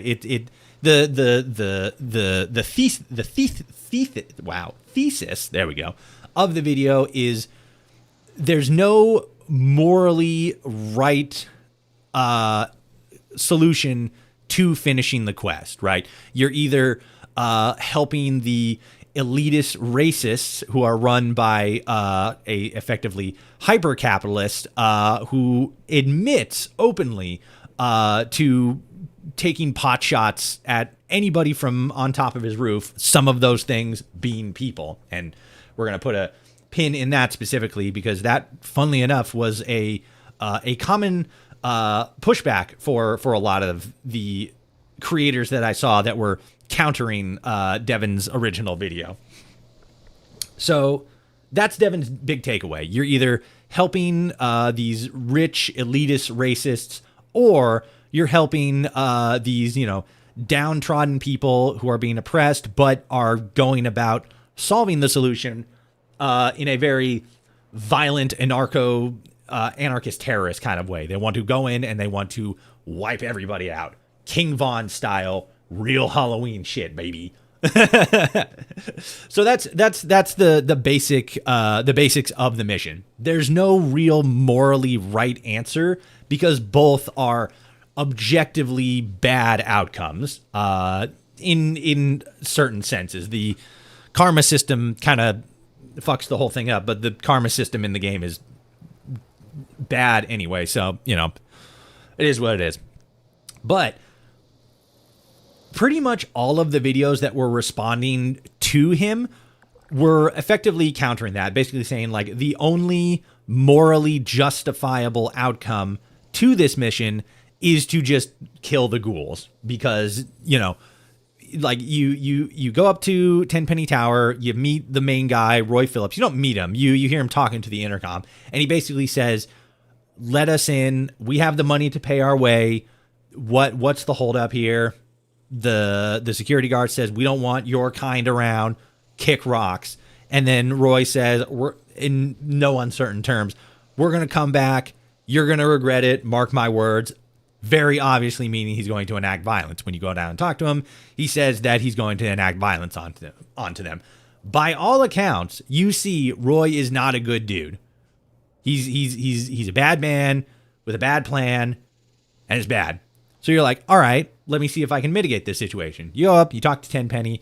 He gives you, he makes it very clear that he doesn't like ghouls either, but he gives you a stipulation. If my residents want to live with ghouls, my residents get whatever they want, because I'm rich, they're rich people get what they want. So you go and you do that, and then, again, middle, you accomplish it, they can move in, and then they systematically get rid of everybody. Also bad.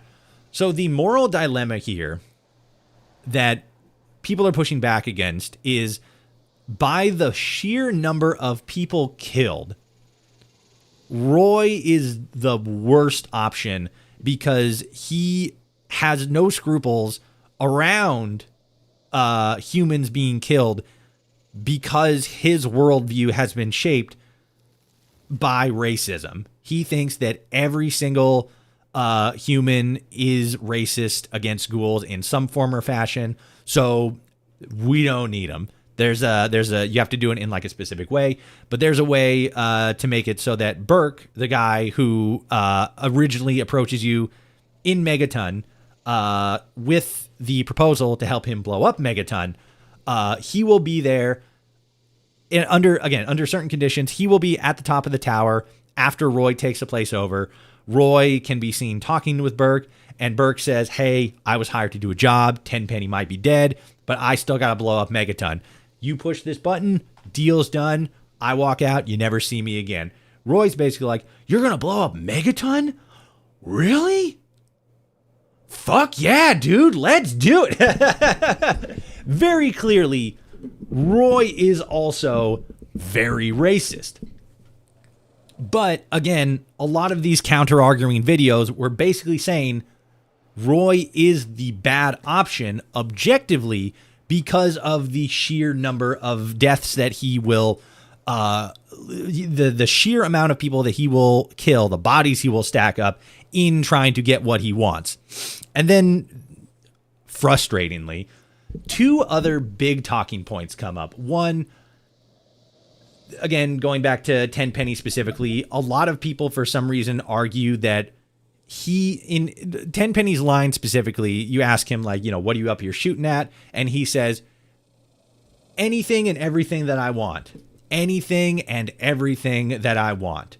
Wasteland Safari.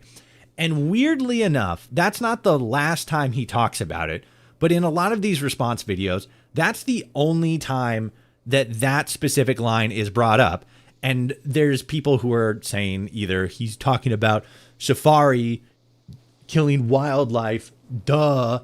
And then there's people who actually are like 5 degrees more media illiterate and actually understand that what he means when he says Safari is closer to something like The Biggest Game or like The Most Dangerous Game, where he's actually talking about also shooting at people. But then sort of like are basically like, there's no proof of that. We're like, and then weirdly enough, bringing up like, well, if like he did do that, there wouldn't be any traders to come and trade at Tenpenny Towers. Like, well, obviously he's not shooting at the traders, but more so specifically, like, oh, there's no evidence of it. Later on, when you propose the idea, like, hey, maybe the ghouls can come live here if they're like, like if everybody agrees and stuff, and he's like, well, as long as they pay their fair share and follow the rules, yeah, I could see that being fine. And they would be a good bit of sport to hunt down if they'd start misbehaving. Once again, reaffirming that he is definitely using that sniper rifle at the top of his tower to control, alt delete some people. Like, objectively. But here's where I know I said that there was like a couple points on that. Those were like the major things. Another big thing that they claim is that not every resident of the tower is racist, and even the people specifically that like are like actually and like verbally to you espouse racism against ghouls, they end up going away in some form or fashion, and they somehow rationalize that everybody else in the tower is not racist besides these key people, which I don't inherently agree with, but at the same time, we can't definitively prove or disprove one way or the other, because aside from a number of residents, a lot of the other residents are just unnamed NPCs, so you can't actually gauge their reaction. But overall, that's their whole argument. There's more evidence to say that Roy is the worst option based on the body count, and then some people make just not insane, but very, very, in my opinion, very fucking like very bootlicking arguments, and it's wild to see. But here's the thing that the entire conversation, in my opinion, on both sides, completely glosses over. Let me read chat here real quick. I've seen it more. I've seen it more like those cases in Bosnia, where rich people would snipe people in the streets. Yeah. So that specifically, I don't think, I can't remember specifically. I don't think that, I think that happened in like the late 90s. Of course, Fallout 1 was 97, so maybe that was an after thing. That, again, that specifically is also relevant in this conversation. It's a real thing that happened in real life, and it's also something that, like, in The Greatest Game, the book from 1920s, was also, like, it's a literary thing, and it's also a historical thing. Both things have happened. Definitely not once either. But here's the, let me take a quick drink real quick.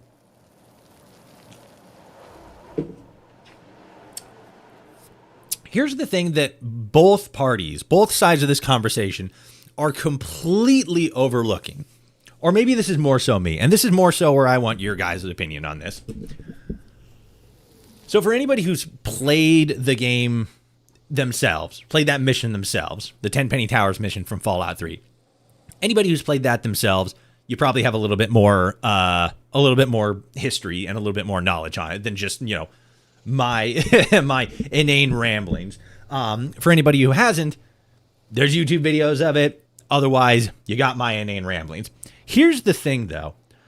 Like Devin said, the easiest read for this mission is a conversation around racism, which is correct. The quantitative trolley problem is you save one person, save 10. The qualitative version is, do you save one normal human or 10 ghouls? Some people will choose differently in those two trolley problems. That is a good way to summarize it. But here's the larger narrative that I read that mission as, that I don't know if it's just me being too, like, fucking big brain and just, like, way too smart for everybody else, or if it's like a more, potentially a more accurate read. I don't read that mission so much as a conversation around the topic of racism. I more understand it as a conversation around the topic of anarchy and justifiable violence. So here's where I'm coming from that aspect specifically. From what we know of the story, we know that Roy and his small group of friends are persecuted individuals in their society. In the society that they live in, ghouls are viewed as lesser and are persecuted against in various different connotations, which we actually see in game with Gob in Megaton being the first ghoul that we meet, and also seeing how he is directly mistreated because of who he is. The mission was designed purely to show you the Wasteland has different morals than real world IMO. I let ghouls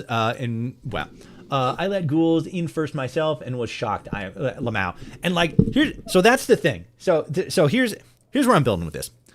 The mission shows you two sides. One being downtrodden, oppressed, persecuted individuals. I'm gonna pull back on oppressed. I'm gonna mostly say persecuted.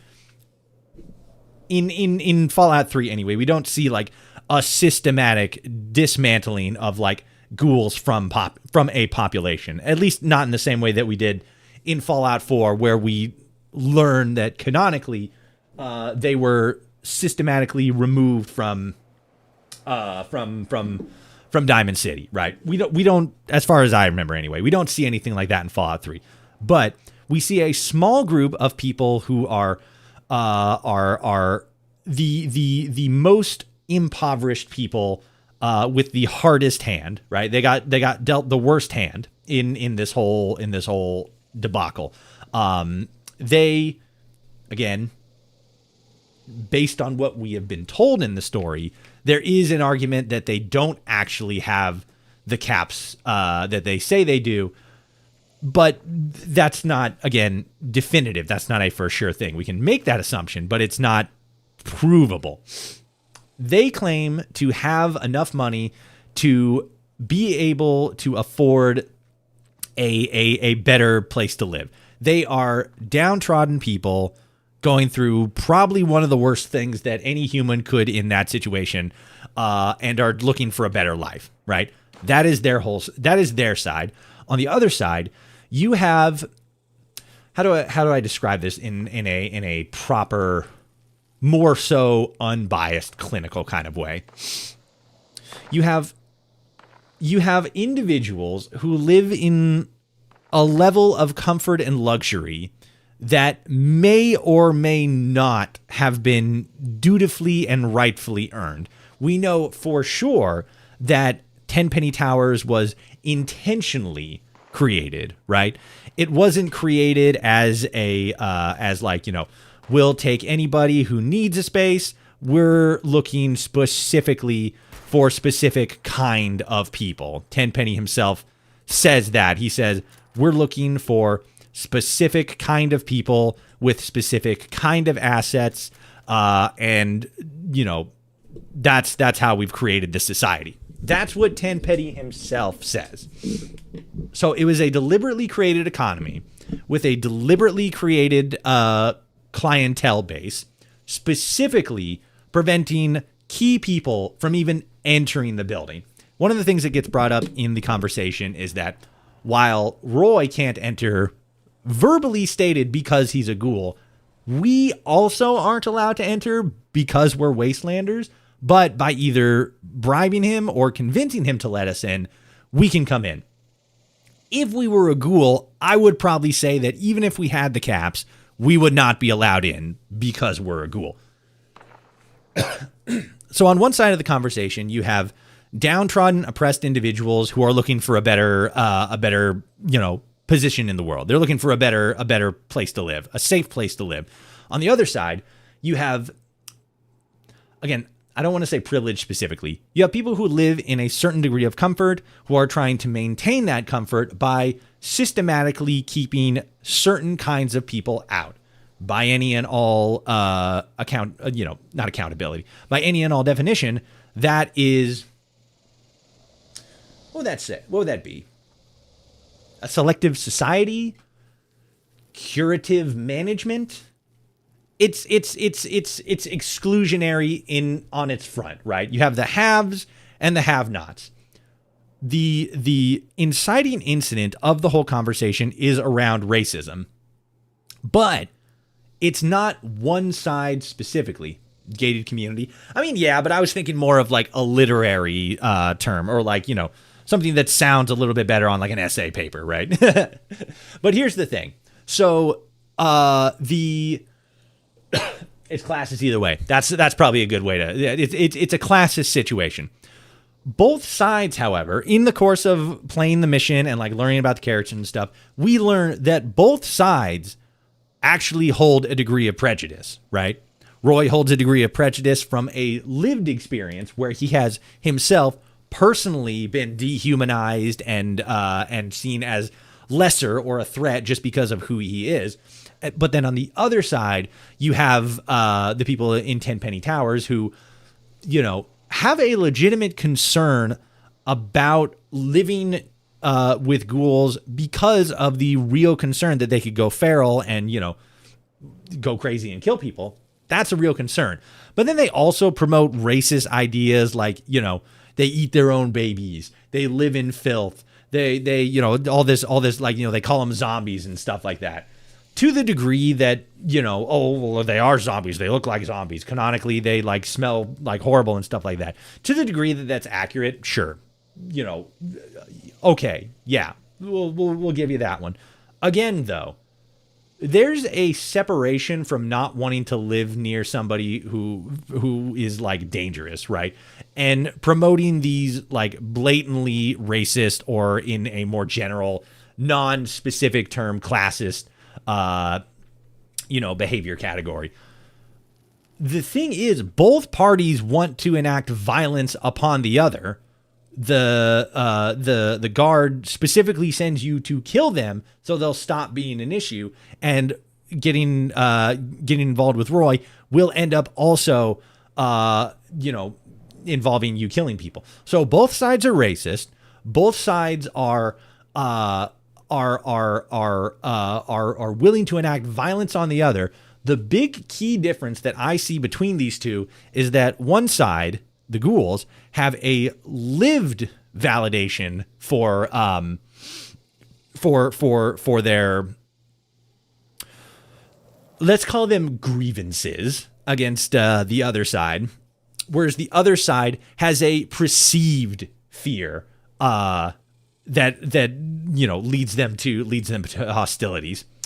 And I don't think that either is inherently lesser, but I do think that that's where the conversation becomes a lot more interesting. Is the perceived risk of danger justification for classist behavior in again, a more general sense? Or is lived oppression validation for aggression? And then here's the thing that I think the entire mission is actually questioning.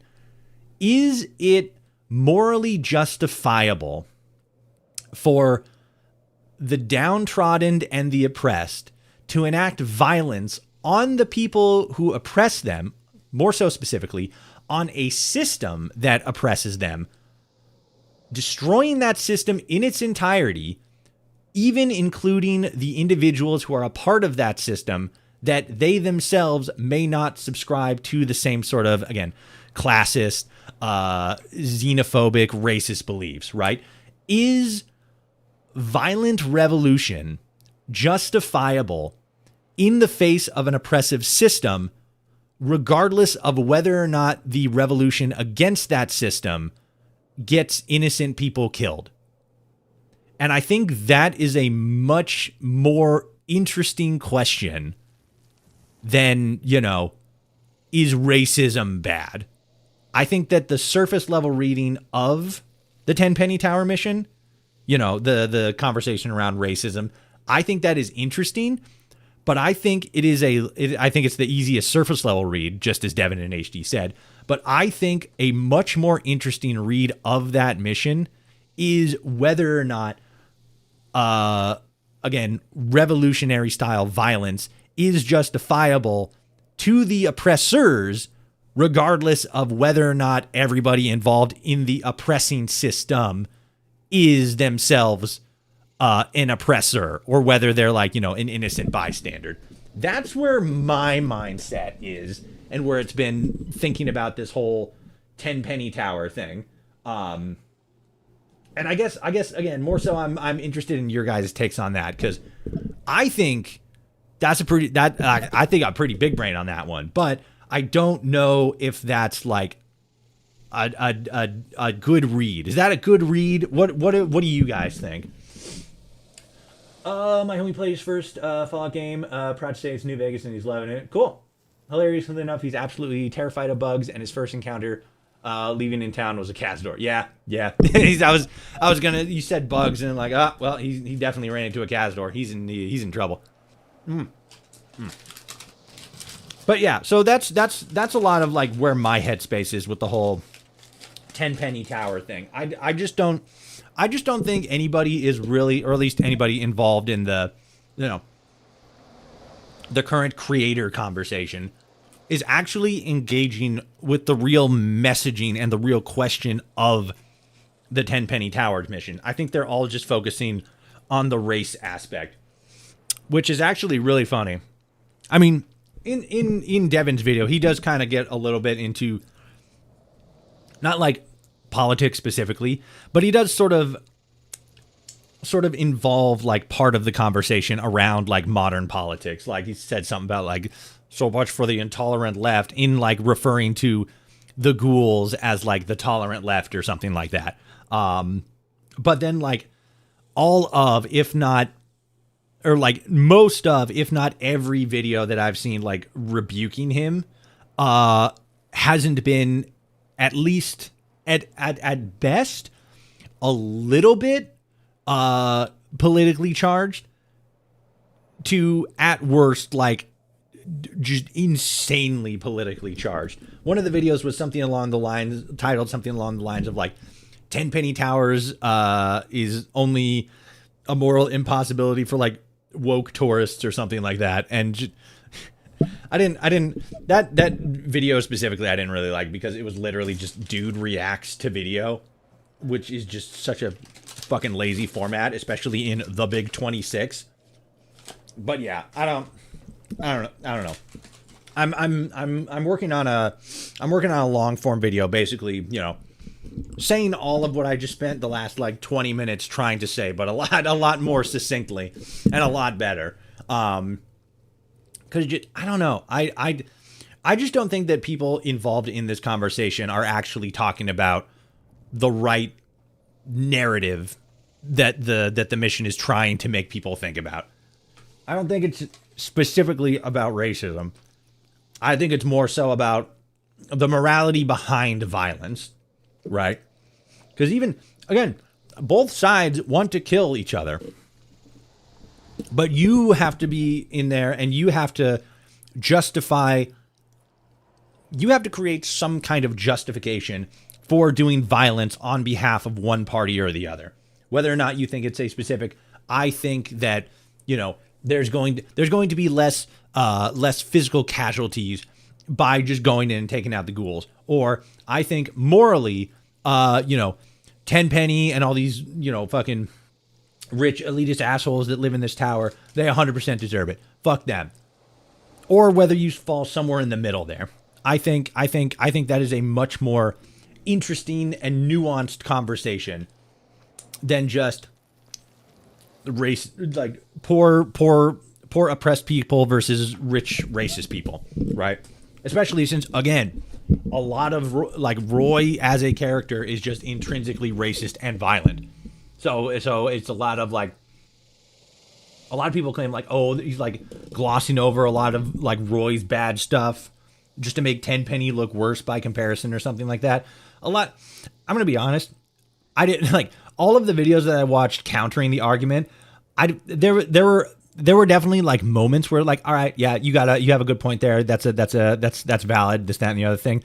So much of it was so much fucking like bullshit and like non-serious untruths and like sometimes just deliberate leaving out of information. There was one video specifically that I watched where dude made a claim about like Tenpenny and the whole like, oh, he doesn't kill people or something like that, while like 30 seconds earlier showing a bit of dialogue that directly disproves his claim.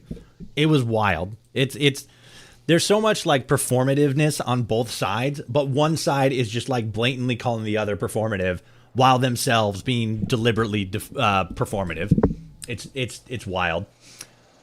I agree that's a better read of the quest line than the generic race topic people bring up. Which, like, again, I don't think that's like a bad way to read the quest, but I think it's an incomplete way of reading the quest, right? Like the main quest, like Project Purity. That's not just about, you know, clean drinking water should be something that is accessible to everybody, right? It's more so about like,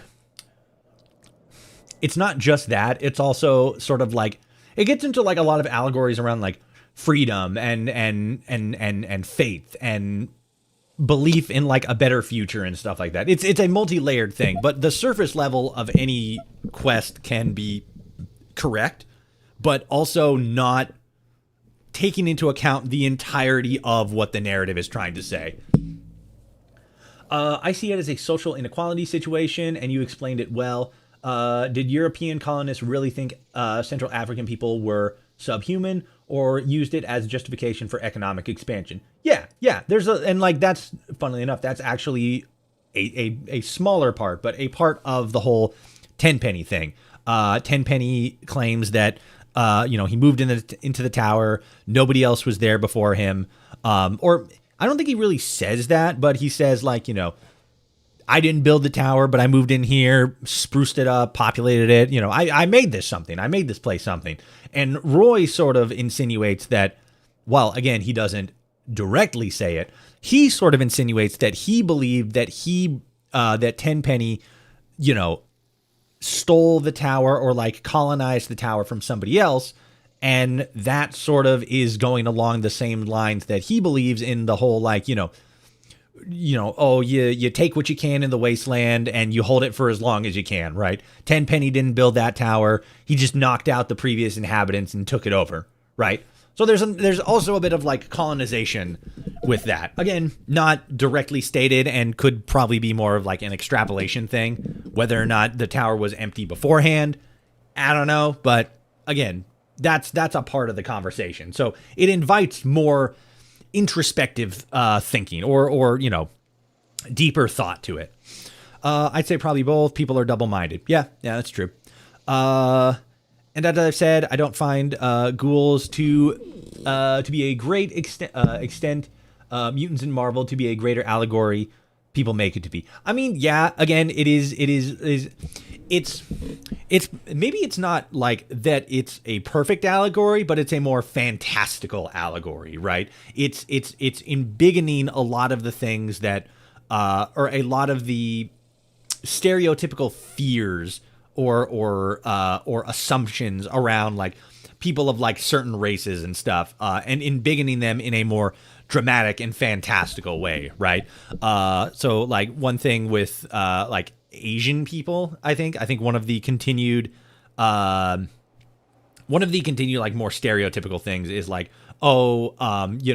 they like they're good at math, right? Which on its face seems like a compliment, but I forget what it is. But it's one of those like unfair stereotypes that sort of pigeonholes them to a specific concept, a specific idea of who these people are, and that leads into, they're a lot more like naturally industrialist. They're a lot more not susceptible. Well, maybe susceptible, like susceptible to like groupthink or unity thinking. That's why, communism and, stuff like that. It leads into a lot of stuff like that. But that is different than, these people are a threat because they are more like, of a specific kind of mindset that would more often lead into like totalitarian thinking or like communist ideology, compared to like, oh yeah, this guy can turn into like a zombie at any point and like eat our brains, or like that guy can shoot laser beams out of his eyes.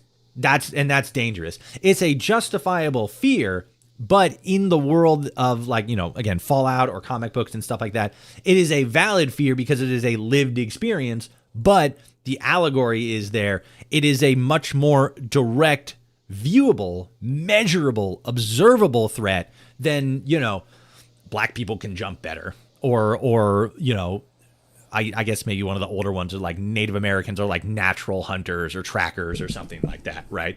Taking those like, again, like these other groups of people have some sort of abnormal advantage that makes them different from me, right? Again, I think one of the funnier ones is like you can't get an Irish person drunk or something like that.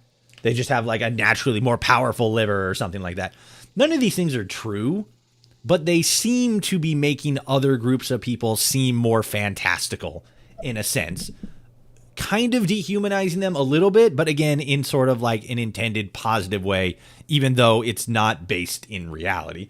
When it comes to ghouls and Fallout or comic books and like, the X-Men and whatever, again, those are more measurable, visual, in-your-face, direct threat kind of things. Yeah, the fucking lady that can turn into anybody. Yeah, I could see how people would like not, be a little bit concerned with people like that running around. Oh, he can teleport anywhere he wants. Shit like that. I can see the validity in that. But funnily enough, J. Jonah Jameson, the guy who's all like, oh, fucking Spider-Man's a menace. He said specifically, these people can't change how they were born or can't change like the hand they were dealt, right? That's just their lot in life. That's how the dice rolled. That's how the cards fell. They are still people, and they deserve the same basic respects as anybody, anybody and everybody. Action is what defines a human. what's the Pokemon reference or the Pokemon quote? Like the nature of how you were born does not define your life. What you do is how you define it. I absolutely butchered that, but like I think you guys get it. But like, again, it's not an exact analogy. Like, again, ghouls and Fallout or X-Men and Dicamic books. It's a more it's a more fantasticalized version to make it more, visually and narratively interesting. I don't know where that other guy went. That guy who was like running around there, and we fucking took out that bloater because we were like up on the hill like that. I don't know where he went. I don't even know if he saw us. Can you imagine if he didn't see us? And just like, why did that bloater explode? What the hell?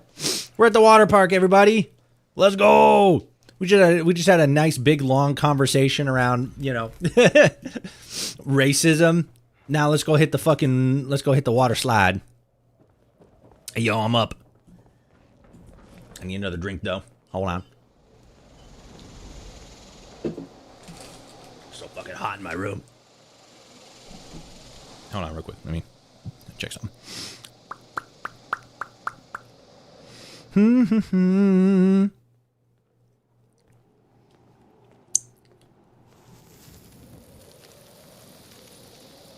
Okay, yeah. Thermostat's good. Sweet. Okay, so the thing's over there. We gotta go over there. Keeping an eye out for whatchamidangles. Oh, there's one. Ah, you fucking walked away. I think there's one like right below me here. Fuck. Ah, they saw me. Don't you do it, you rat fuck bastards. Ah, fuck. I sneezed. I'm sorry. I probably fucking peaked the microphone so loud there. God damn it. I usually try to fucking, like, turn away when I sneeze. Because I sneeze, and I sneeze loud. Bam. Bam. Ah, fucker.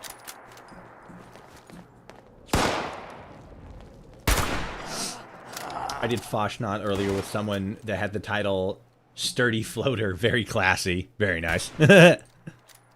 Nope. Bam. Fuck you. You guys will never kill me. I am unmurderable. As long as I find the right gun. Where are you? There you are. Bam. Ow. Take them caps. Switch guns. There we go. Bam, bam, bam. Bam, bam, bam, bam, bam, bam, bam, bam. Bam, bam, bam, bam, bam, bam, bam, bam, bam, bam, bam, bam, bam. Okay, I think we're good. Like, I know there's still other scorched inside the water park, but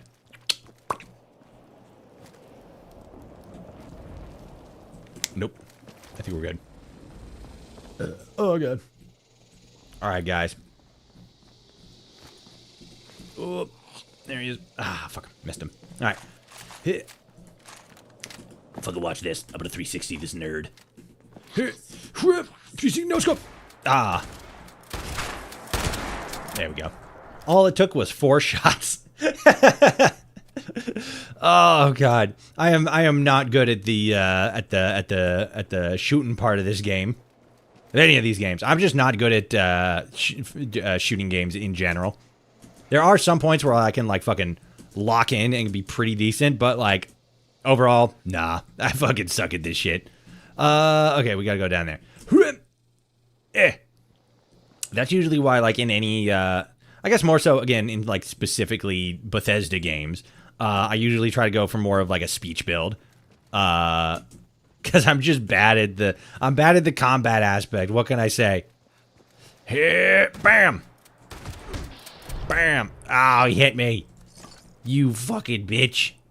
How dare you? How very dare you? There's somebody shooting at me. Don't worry. I'll never let him get me. Oh, do the thing. Oh, fuck. I cannot wait to see all those 76ers have the time of their lives, baby Willards. But tell them to be careful of the wither. A few kids, allegedly, flew right off the slide. Maybe have everyone sign a waiver. I need to get my machete fixed up. I also need to. Oh God, my eyes. Sorry, I don't know if it's the incense specifically, or it's whether it's just like the room's like warmer, but like my eyes are just a little watery right now. Braden, that's it. Braden, thank you for the. I was trying to figure out how to say your name correctly. I'm often so illiterate with that shit. Thank you for the rose. Big, huge, ginormous. Also, I completely forgot I was on the wrong screen. My bad. Sorry, horizontal gang. Let's see.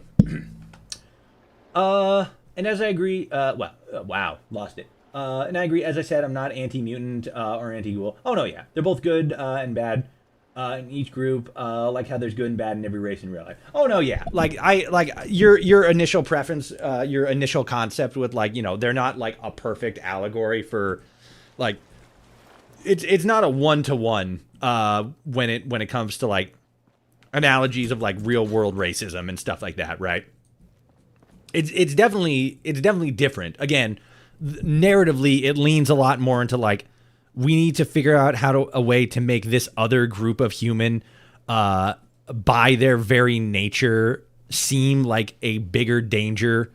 So that they're sort of like, it's one of those things where they're trying to like narratively create enough rationale or to create enough of an argument to where the average rational thinking person would say, I can understand why this other group doesn't want, you know, these again, more fantastical people around, so that it's that instead of like, you know, we're trying, it's easier to justify real measurable harm narratively than it is to justify racism.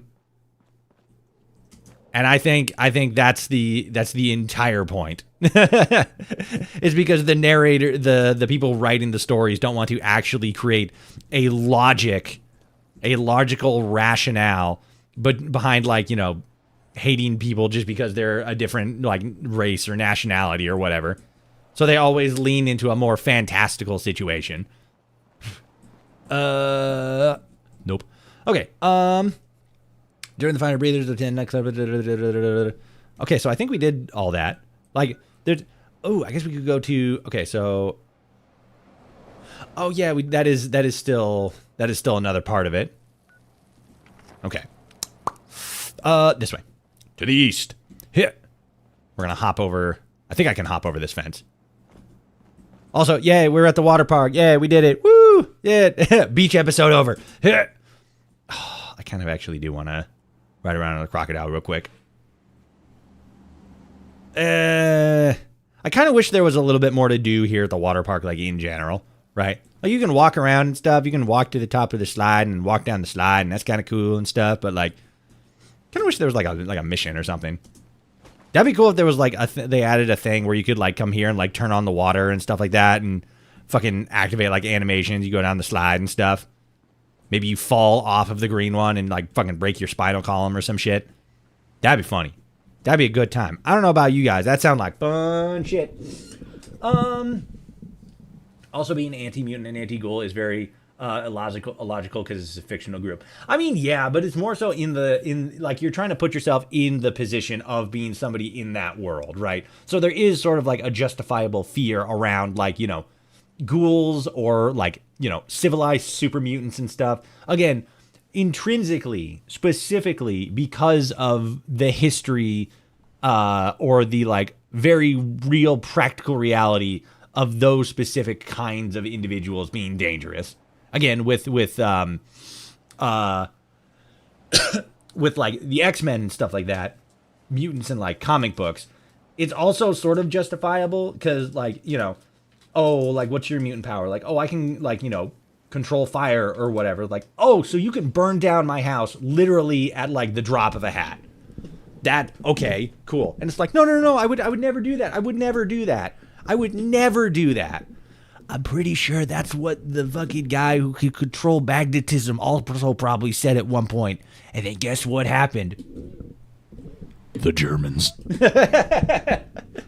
But yeah, it is exactly that, which is also, I just remembered this. It's also fucking crazy to say because there's a comic book run in Marvel, right?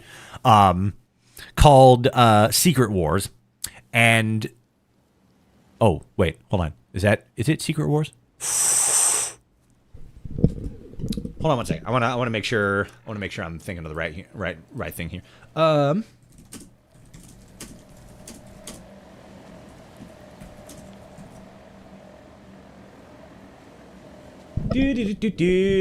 on one second. Okay, so no, it's not that one. Which one was that?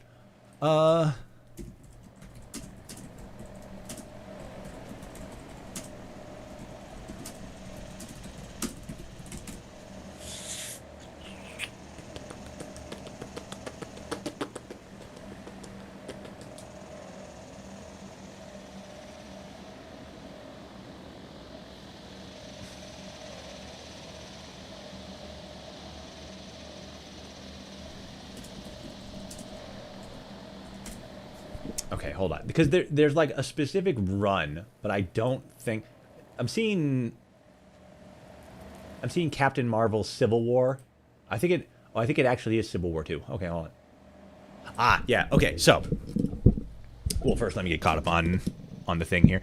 My issue is when writers try to have the X-Men are like, quote, see, hold on. Okay, they're just like you, and you end up with moments like that one Kitty Pryde moment. I don't remember that one Kitty Pryde moment that you're talking about specifically, but then at the same time, there's been a lot of comic book movies, but I do remember that one episode of Teen Titans where I don't remember like the fucking like episode name or like the names of like the character that was introduced, but effectively, a warrior that Starfire idolized dropped down onto Earth, and initially he seems like a good guy. He seems like he's doing good. He's strong. He's doing all the right things. But then he calls Starfire effectively a space slur, right? And it's really like, what the fuck? Like, she's real bummed out about it. Later on, later on, Cyborg refers to her in the same way, in sort of like a, hey, my brother, in like that, like it's a term of endearment or whatever, or at least he thinks it is. Starfire, understandably, gets very upset with him and says, "You don't call me that." And he's like, "Whoa, what's the whole thing here? I thought, like the other guy says that. What's wrong?" And she says, like, "Oh, it's a word." That is used to describe her race, Tamaranians, as being like inferior, like they are like inherently inferior to like other races and stuff like that. And she effectively says like, oh, like it's something that like you wouldn't understand or anything. And like Cyborg's like, so he's making you feel like you're less of a person or whatever. And she's all like, you know how that feels? And Cyborg, a black man, says, "Of course I do. I'm part robot." So there's a lot of moments in narration where that connection, especially when it comes to like conversations around race and everything, and like stories about racism, where the connection there, in American culture specifically, always has to be established in some form or fashion. It just kind of depends on how it's implemented. There are a lot of instances in which it's not done very well. Normally, though, it's done decently to extremely well. I would argue that one episode of Teen Titans, again, I can't remember the name. I just had to describe the episode. I think that is probably one of the best written the best written episodes, not only in the entire like run, but in like, again, more so like cartoons aimed at children or at a younger audience, specifically. So, you know, like 10 to like 14, maybe a little older, stuff like that. I think that is an incredibly well done story. And I think that it is an incredibly well done analogy, because it's the same sort of situation. It puts you in a point of understanding the messaging of what the story is trying to tell you without the story directly saying this is what it's about. But you get this. I mean, the entire thing is about racism, but you don't immediately create that connection until it's kind of queued up for you to, again, create the, like, this is how this story relates to the real world effectively. Again, it's not something that is always done incredibly well. And I think because it's such a sensitive subject for a lot of people, it can often be seen as like ham-fisted or like, you know, done in bad faith or you know, for a number of reasons. But it's always a case-by-case basis, I think. We should all spend our lives looking for the milk of human kindness. Exactly. And that's the... God.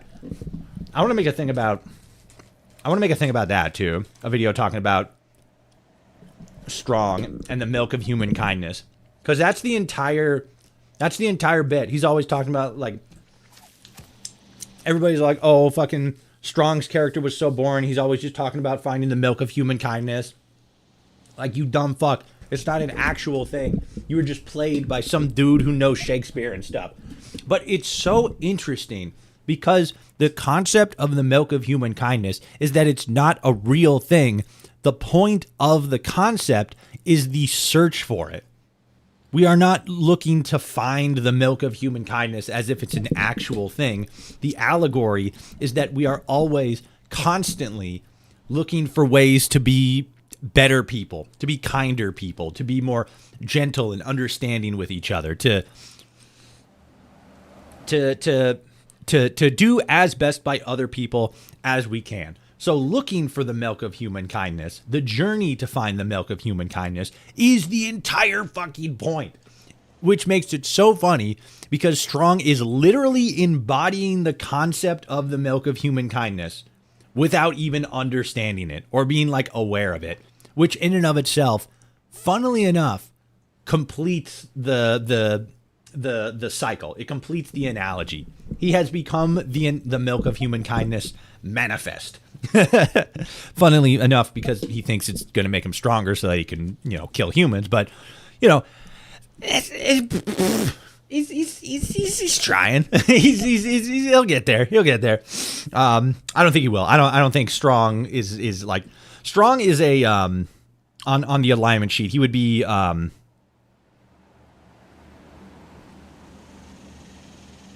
what would he be?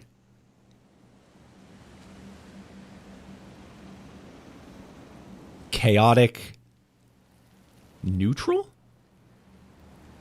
Like a fancy question.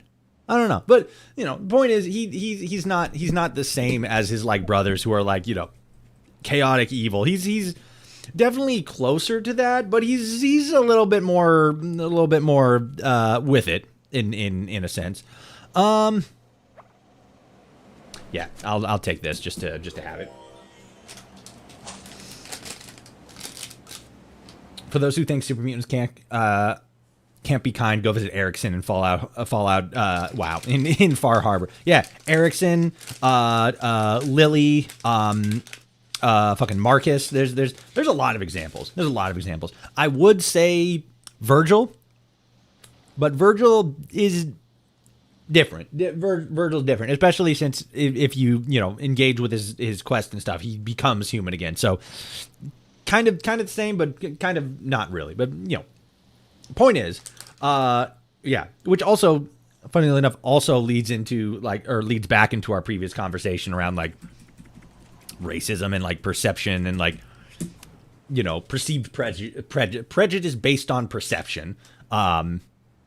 Do super mutants have a lot about them, like as a species, that is definitely warrant of like concern, like their origins with the Master, the fact that a lot of them are like violent and effectively mindless and stuff like that. Yeah, it's a concern. But then when you have characters like Marcus or characters like, I actually wouldn't lump Strong in. I think he's smarter, but I don't think he's like fully like, you know, fully. I don't even want to say civilized because that kind of sounds that also kind of sounds classist. But you know, he's not sociable in that same sense. Even though super mutants are like social creatures, they are still social beings. They just have like an intrinsic disdain for humans. But like, you know, judging Marcus by the same actions as like, you know, Lieutenant or Tabitha or any of these other super mutants that are a lot more outwardly hostile is leaning into like racist thinking, because you're attributing the negative actions of a specific group of people based on their outward appearance, and you're applying that to everyone. That more so, I don't know. I'm just getting back into the same stuff that I was talking about before, and I feel like the point has been made. The sentence has been concluded. The thought has been thoughted. Oh, baby rattle. No. Go down the fucking slide. Fucking take fuck you. Ah! Oh. And then I think, can you jump that? I don't think you can jump that. I mean, you could jump from like there to there, but you can't jump from like there to there. You would need like a jetpack or whatever. Let me get a drink. All right. I don't want to do the Miss Anne stuff.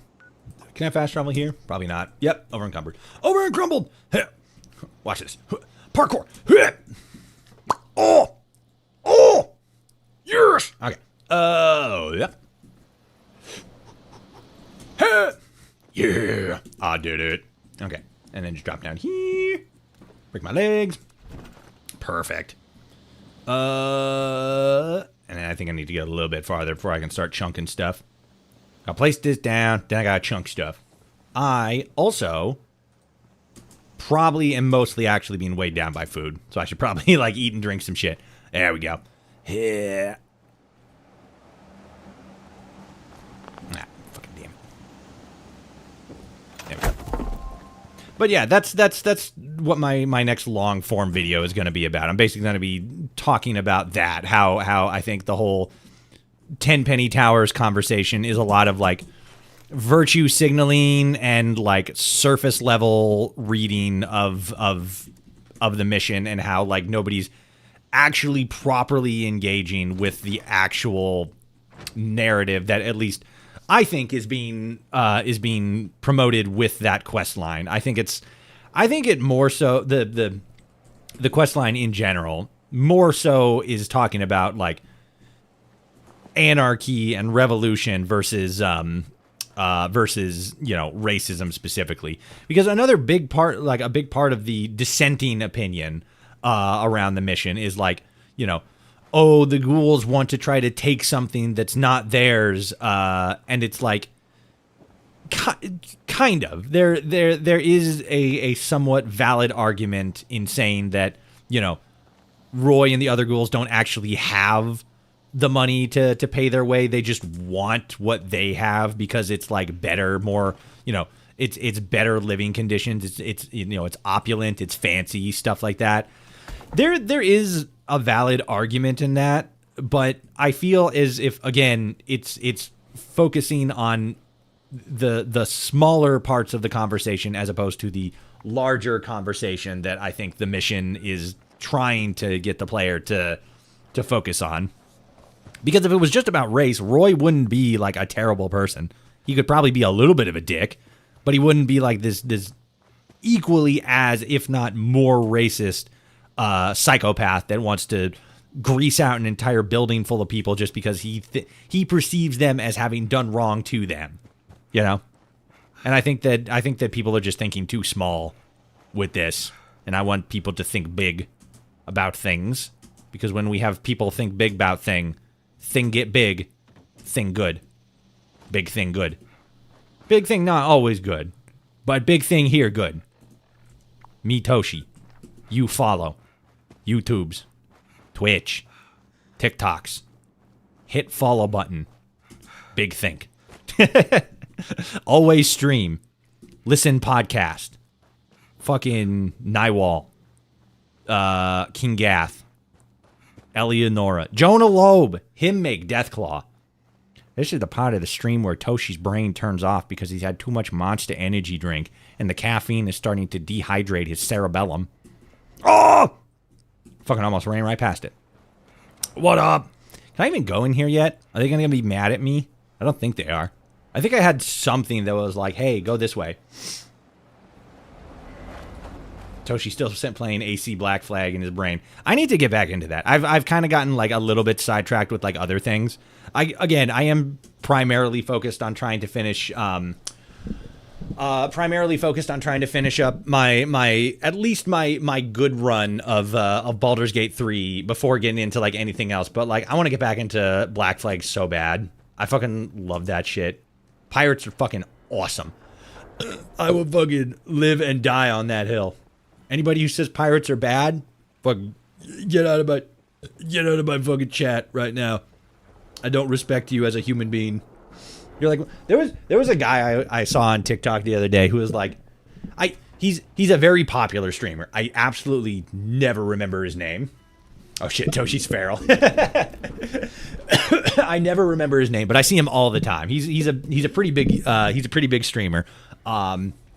But I saw a TikTok he was in where he was basically like, if like I have a favorite dinosaur, and then he was like able to name his favorite dinosaur, and it's like if you're talking to somebody and they don't have a favorite dinosaur, I don't trust that person, and you shouldn't either. And it's like if they don't know the name of their favorite dinosaur, that's one thing. But if they can't describe what their favorite dinosaur looks like, no, you need to put some distance between you and them. If they can't even say like, oh, that fucking one with all the spiky plates on his back, that guy, don't trust him. If they can say like, you know, Pacliosaur or fucking Pterodactyl or even like fucking T-Rex, sure, that great. But if they can't even describe what a fucking Bronchiosaurus looks like, no, get out.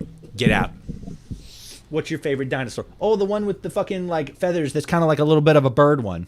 Wow, I actually I said that without even looking at the stream. But yeah, okay, what's yours? Yeah, it's I don't remember the name, but it's this one that looks like a lot more like a bird. It sort of looks a little bit like a raptor, but it actually has like feathers and fur and stuff like that.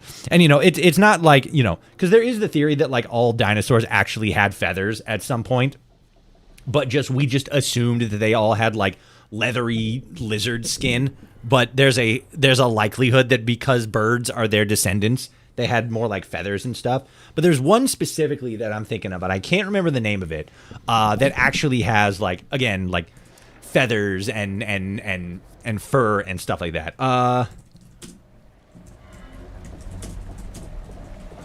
Let me see if I can pull it up here real quick, because I can see it in my brain. Oh, yeah. This is actually it. There's a couple of them, but there's like one specifically that I'm thinking of. Where is it?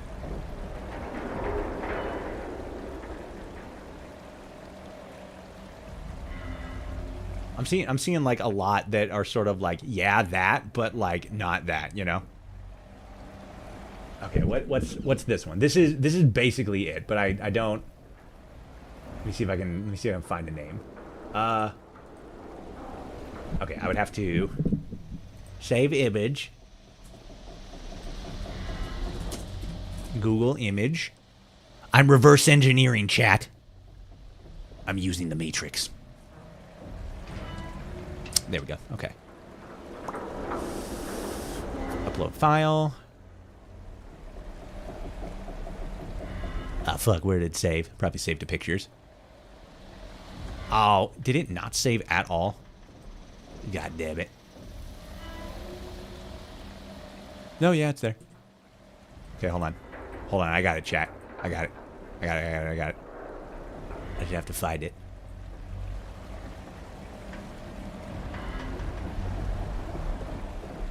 Oh, that's home. Ah, there it is. Okay. Alright, what is this thing? Here it is. Yeah.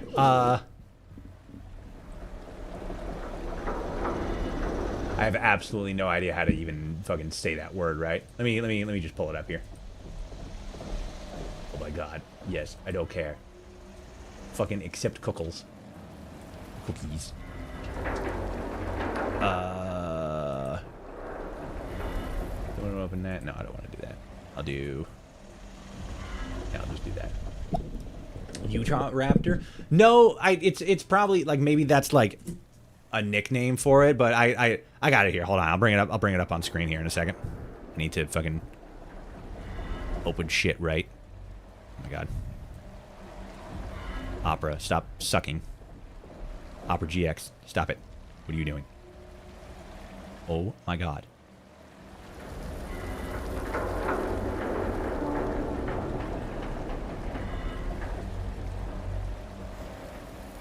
Here we go. Yeah, Dino Icus. Oops. This guy. This bad boy right here. Let's see.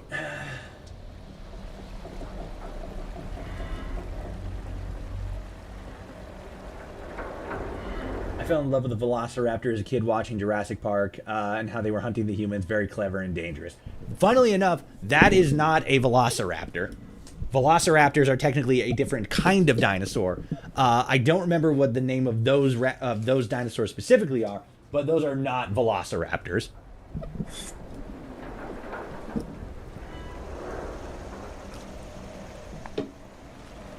It's a very similar looking one, but it's like not the same thing. But yeah, this is my favorite right here. This guy. The Deinonychus.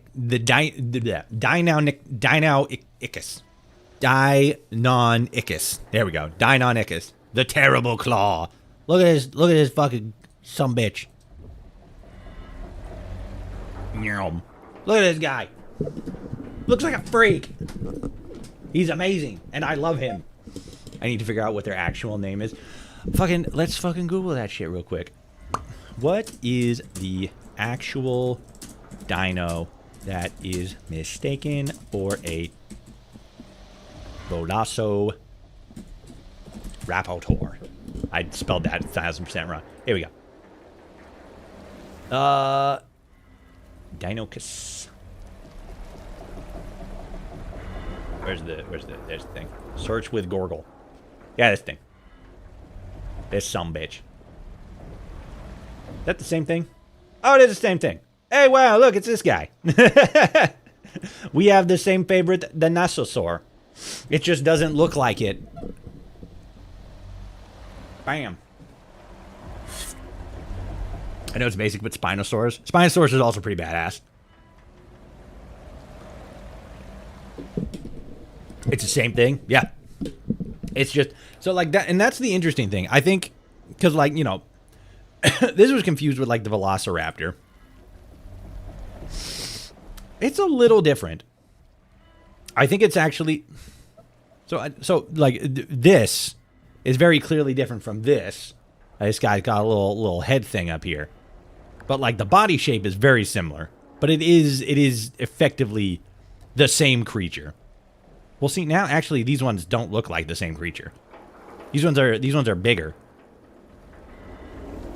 I don't know. But either way, I think that this is the dinosaur that they were originally based off of. And it wasn't like the ones that we see are a different species. But everybody thinks that they're velociraptors, but these guys are like the actual velociraptor types. I just like this one where it looked more like bird. Because I think it looked cool like bird. With fur, give pet. With wings, not fly, but maybe glide off of like small hill, small bit. That velociraptor looks more like a rubbery chicken. The Deinonychus looks legit predatory. And like, so this is the thing too. We look right here to this outline, and it looks very similar to like this guy or this guy, right? Maybe not exactly this guy, because like the shape specifically, this one looks a little bit more like upright in its spine. But again, this is for the Jurassic World video game. So yeah, sure. But this specifically, where he's got fur and feathers and stuff, I like that version more, because I like the idea that dinosaurs actually had like feathers and fur and stuff like that, as opposed to them just being big lizards, right? Don't get me wrong. Big lizards, pretty cool. But from like, what's the term? From a standpoint of like a real animal, right? I can see something like this being a lot more realistic than like the giant lizards that we have in like, you know, Jurassic Park and stuff like that. Granted, there were actually like giant lizards and whatnot, but generally this is like the concept that we think that most dinosaurs actually had, that they had, you know, feathers and fur and stuff like that, and weren't just like big skin lizards. There definitely were some that were like that, but most dinosaurs probably had some sort of like fur or feather situation going on. But yeah, Deinonychus, terrible claw, my favorite. Also, there's a Pokemon that's based off of him, and it's pretty cool. It's not great by any stretch of the imagination. Competitively, I think he's actually fucking dog shit. And that's not saying I think that he's dog shit. I'm saying that that's like what the numbers say. Like, he's not like top class or anything like that. But I like him because he's cool. Bloop. There we go. Okay.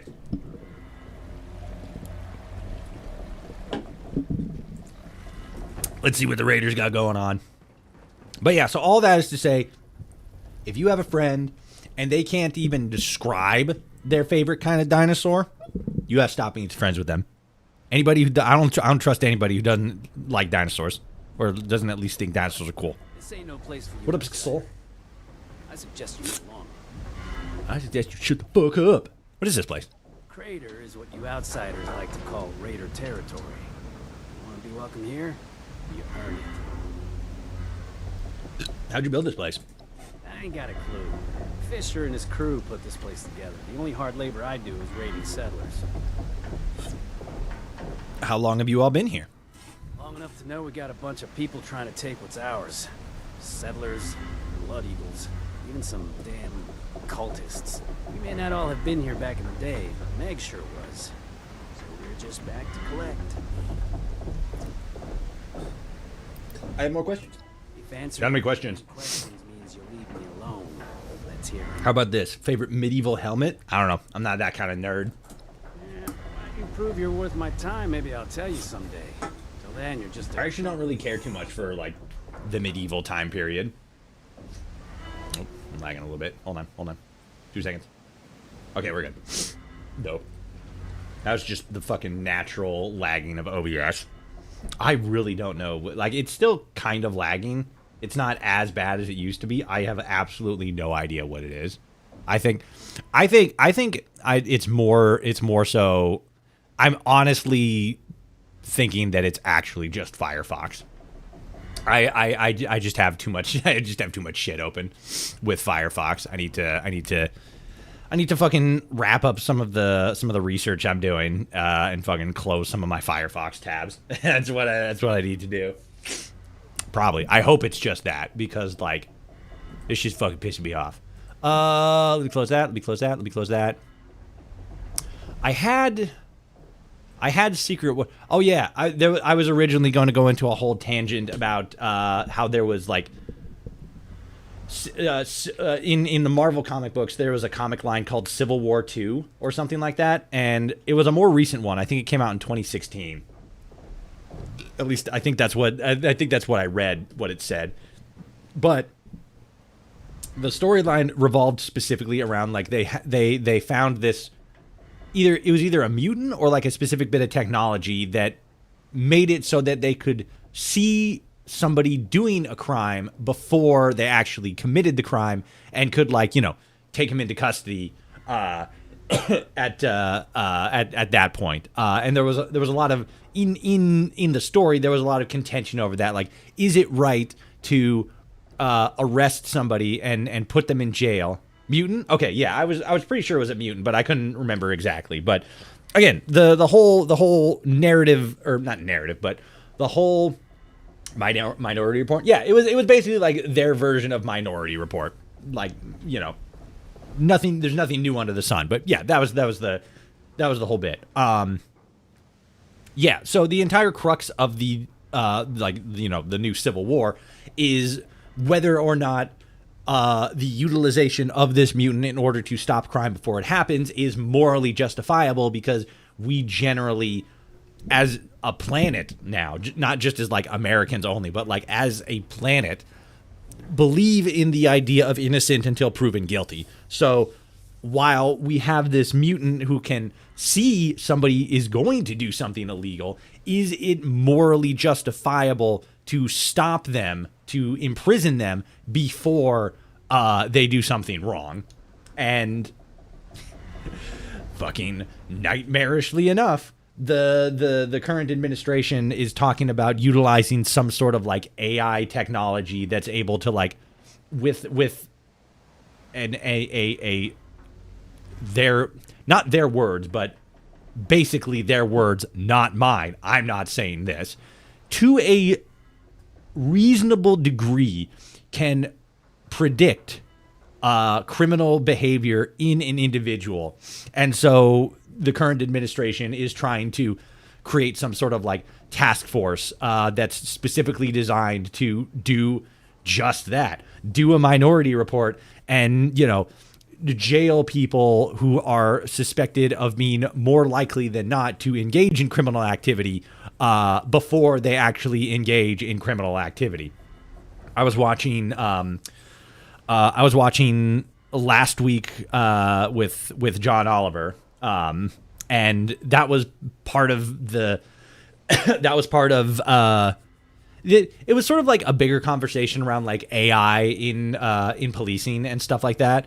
One of the stories that he talked about was this minivan with like a mom and like a couple kids inside of it that was pulled over, and like everybody by the police, everybody's pulled out, held at gunpoint, made to like lay on the ground, and reminded there's kids in this van, so they're all like at gunpoint, made to like, you know, lay on the pavement as they, you know, fucking figure out the situation and stuff, because the AI clocked their license plate as belonging to as being the same license plate as somebody who had like recently abducted a child or something like that, something along those lines. The thing is, though, the license plate number was the exact same one that they were looking for, but the one that they were looking for was applied to or was connected to a motorcycle in a completely different state, and it just so happened to be like the same string of numbers and stuff. The fact that that slipped through is absolutely fucking insane. The fact that that wasn't like, you know, a key bit of information that probably should have been noted, that's kind of insane, right? That's kind of fucking crazy. Besides that, there was another story that he talked about, and this more so relates specifically to what I was talking about before, the whole like Minority Report, Civil War II, jailing people before they like committed crimes and stuff like that. There is a I can't remember his name, but there was this kid who like he got like a minor thing. I think he stole like you know, dirt bikes or like a motorcycle or something when he was younger or something like that. Maybe not like younger, like when he was like 14 or whatever, but you know, he got in trouble, you know, he did his time, all good. There's like an AI system that he's like a part of now, and it's basically just that. It's basically the Minority Report thing where it's like, hey, you know, you have a prior, but now because of like all of these other factors that the AI is tracking and stuff. Like you have friends who engage in like more concerning behavior.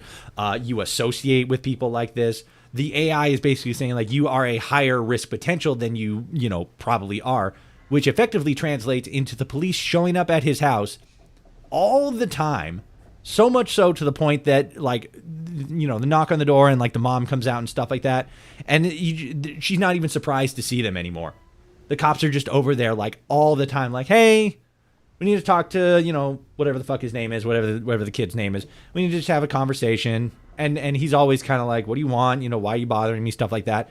And it's not a situation where he's like actively being jailed, but he's being monitored to a much higher degree because we have a robotic system that is using a bunch of fucking bullshitty numbers that maybe are based on actual factors or actual like data points. But the fucked up thing about data points and statistics and stuff like that is you can make them say anything. You can make numbers say anything you want. You can spin a story around whatever statistics you can pull out. That's just how it works. And the fact that we have an AI system that is basically saying, hey, based on all of these numbers that I am extrapolating and interpolating in this like random bullshitty manner, you need to constantly harass this like fucking 23-year-old like all the time. Just because I think that he is going to like maybe potentially be involved with another crime at some point. It's so bullshit. Life really does imitate art. AI being so calculatively OP to a point where profiling with extremely low statistical errors becomes foreseeing the future. Yeah.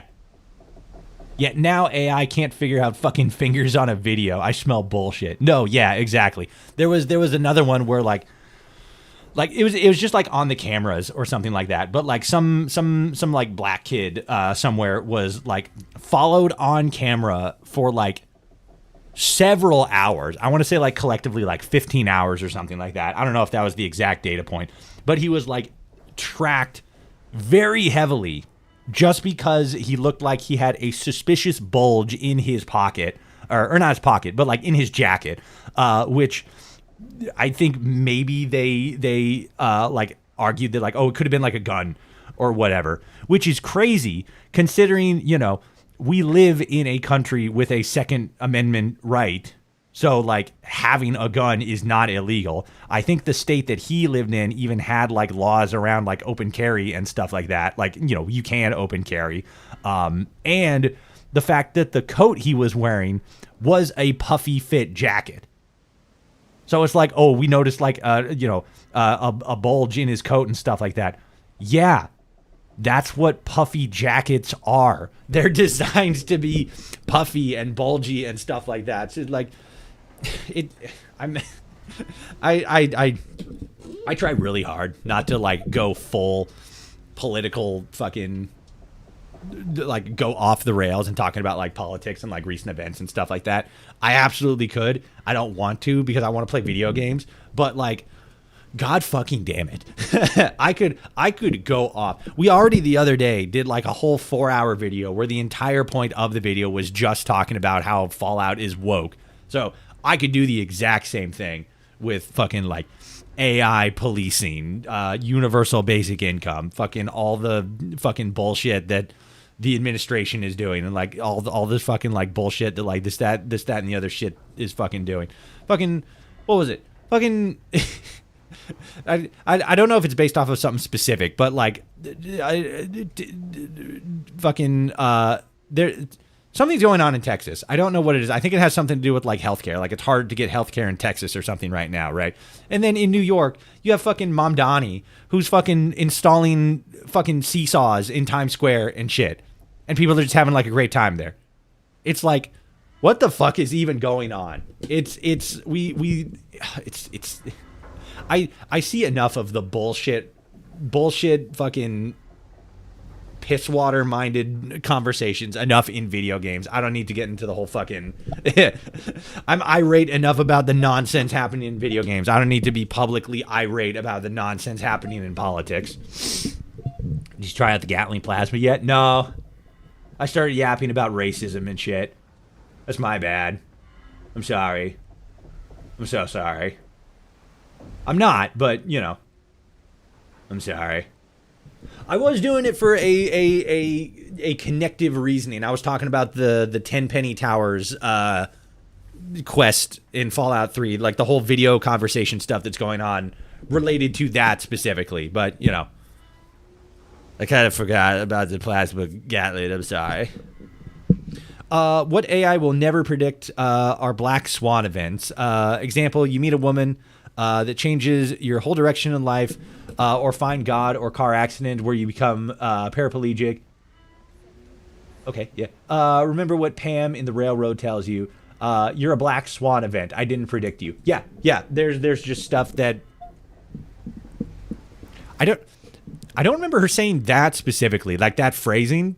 But that is a really interesting phrase. I really like that. But yeah, there's 1 in a million chance things that AI is just never going to be able to predict. Not even like 1 in a million, but like 1 in 1,000. Unlikelihoods that AI is just unlikely to predict. The over reliance on that kind of stuff is terrifying. It's a tool, but it shouldn't be the final arbiter of judgment. But so many fucking people are just lazy and want to fucking, you know, make as much money as quickly as possible. So they're just gonna default to the path of least resistance, which is just like that. Fucking let AI do all the shit. That'd be Meg. Let AI fight all the wars. Let them be the ones to pick where we bomb. Doesn't use the phrase, but researching into it, the 2 most important words in defending against Minority Report's future tyranny. Oh, okay. So it's something that was, like, that phrase specifically was used in Minority Report, but Pam didn't use it. But it is a transferable, applicable phrase. Got it. That's right. Keep moving. Okay. See these moves? I'm moving. Can I do the thing? Where's the dance? Where's my dance button? Oh.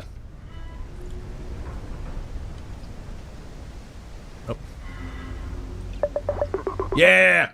You see these moves? You could never. You could fucking never. You see this footwork?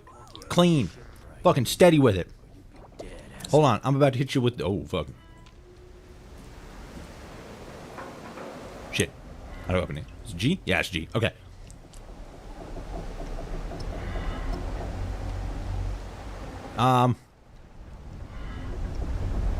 Shit. What was this one again? Oh, yeah, this had like a whole fucking routine with it. Yeah. Fucking getting... Yeah, what do you think it is? Huh? See this? Check this shit out. Ooh. Kill him. You can't fucking stop me. Look at this.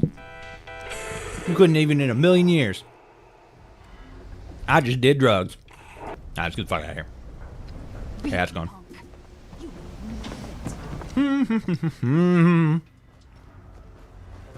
Let's go in and talk to what's-her-face. Hello. Okay. Get you outside of here.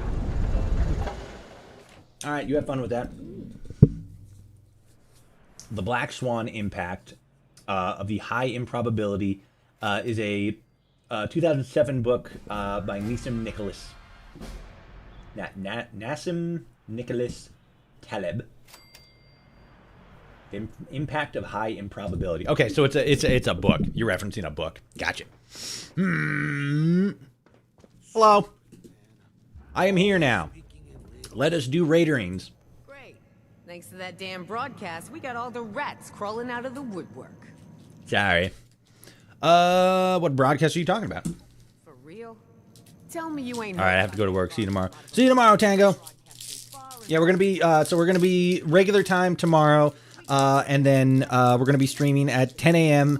On Sunday. That's gonna be our like actual start time on Sunday.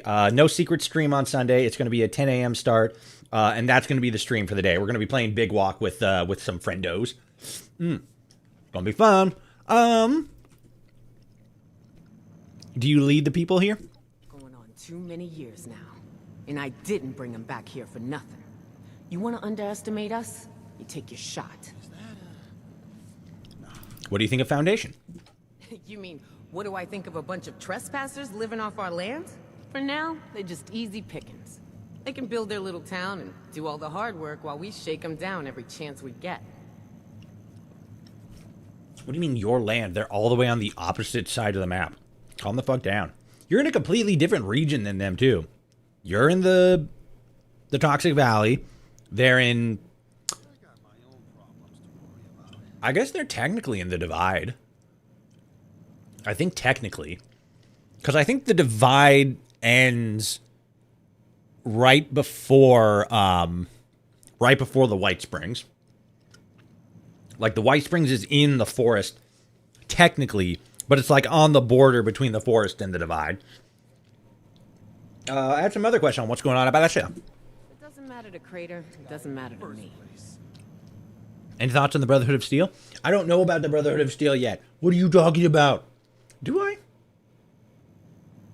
I guess technically there is a spot in the forest where I could have run into the Brotherhood of Steel. Technically. Thoughts? What I got for them are bullets. Luckily, I got some folks who are real passionate about taking those bucketheads down. You want to know more? We'll talk to Pierce over in the war room. It's behind Irie's shop. Just don't get in the way. You'll regret it.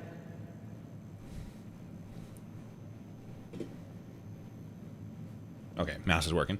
That's all I would have asked about. Later, Seven. Yeah. She just called me 6'7". Or 7'6". 6'7". What do you come back? Why'd you come back to Appalachia? If there really is a trove of unimaginable anything here, it belongs to us. We're the ones gonna benefit off it, not some parasites who never fought for this place. We may have checked out for a bit, but that don't mean we're down to share.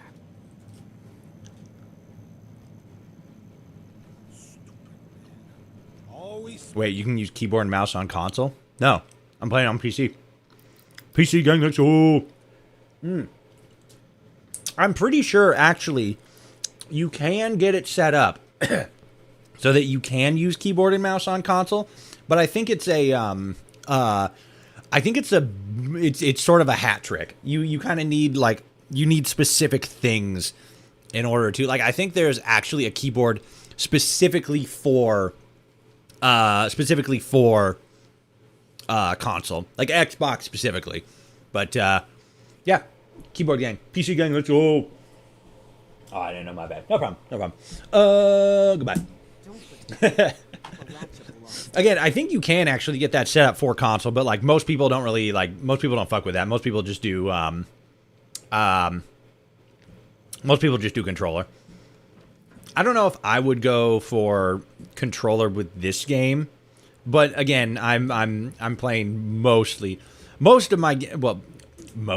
all of my gaming happens on PC and has for quite a while at this point. But I did fucking Xbox was my primary for a number of years. Even when I was doing like PC, I guess technically the last game I played on console was Red Dead Redemption 2, but that was just because I couldn't get it on PC, or at least at the time.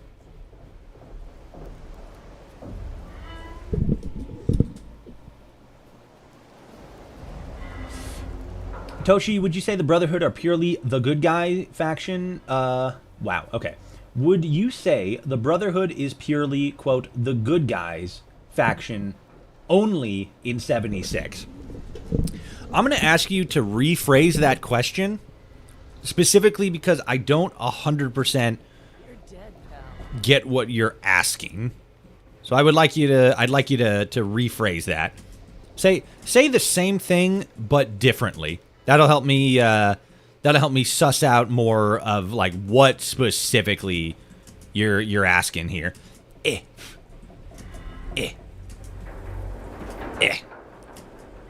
Alright. Look at this shit. It's fucking fantastic. Okay, so I don't think there's a whole lot we can do here now, or at least more so stuff we have it unlocked.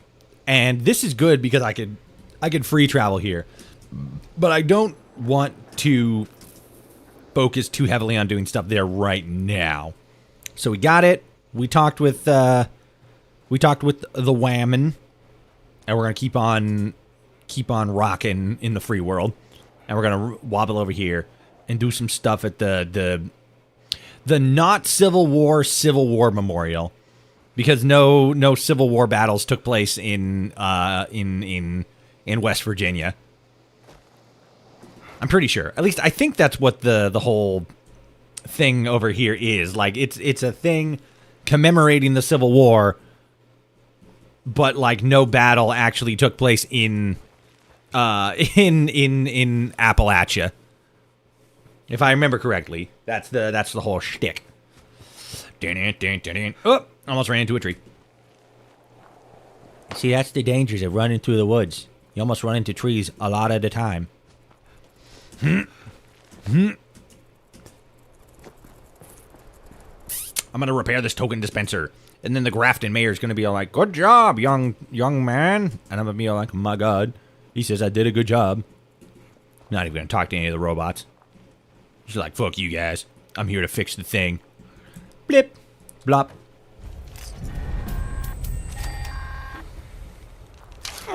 Oh Jesus! Oh fuck! Oh shit! Oh god! Oh god! Oh god! Run! Run! Oh fuck! I'm over encumbered too. Fuck you guys. Shit. Oh, this is bad. Everything is 100% ready for business. Your contributions will never be forgotten. As a small footnote in my... As a small footnote in my autobiography.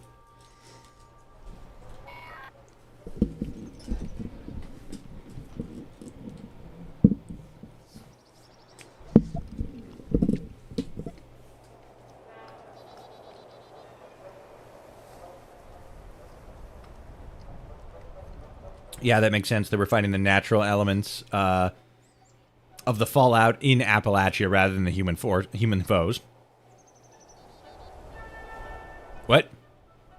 Who you talking about? What you talking about, Willis? That was a dumb reference. I mean, not dumb. It's just fucking... Nobody unironically says, "What you talking about, Willis?" And hasn't since, like, the fucking 90s. Nobody unironically fucking says that shit. But yeah, again, so would you say that so again, I don't know if you're asking, do I think the Brotherhood in general is a good guy faction, or whether the Brotherhood in Fallout 76 is a good guy faction. I don't know what specifically you're aiming at there. Oh shit, I gotta fucking break stuff down. I gotta break stuff down, and I gotta eat and fucking drink shit. Hold on. The curator will announce the next show. Oh, there we go. I was like, how do I fucking rotate again? I hit the rotate button, stupid. There we go. Nice and even. I mean, not really, but, you know, fucking whatever. Close enough. Oh, I got a fucking legendary, too. Oh, shit. The fucking... Oh, the scorpions are gonna come back. I feel like the scorpions are gonna come back. Ow! Fuck! There they are. No, fucking actually pull out a gun. Oh, I'm so fucking cooked. Yeah, we're out. Oh, fuck, we're out of here. Fuck, I can't run. Fuck. God damn it. We're in trouble. Doubly so because I have the fucking perk that automatically puts a stim that automatically heals me if I fall below a certain amount of health. So I need to get the fuck away from these goddamn scorpions. so that they stop hurting me, so I can stop using my stimmies. No! There we go. That was fucking useless. Oh my god.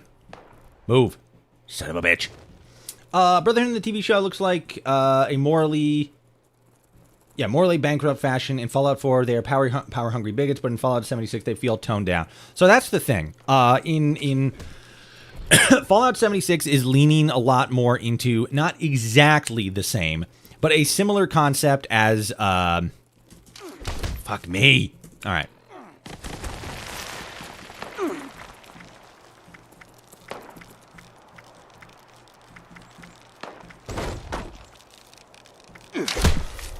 Where's... Ah, there it is.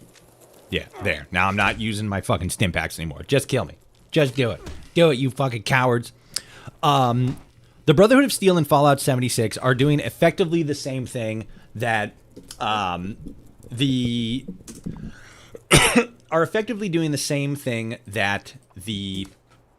Lion's Pride Brotherhood in DC did, right? They are more focused on humanitarian relief. The Lion's Pride Brotherhood did that specifically because of Elder Lyons and because he decided, hey, I want to focus on making a difference in this region rather than just fulfilling, the objective of the faction. So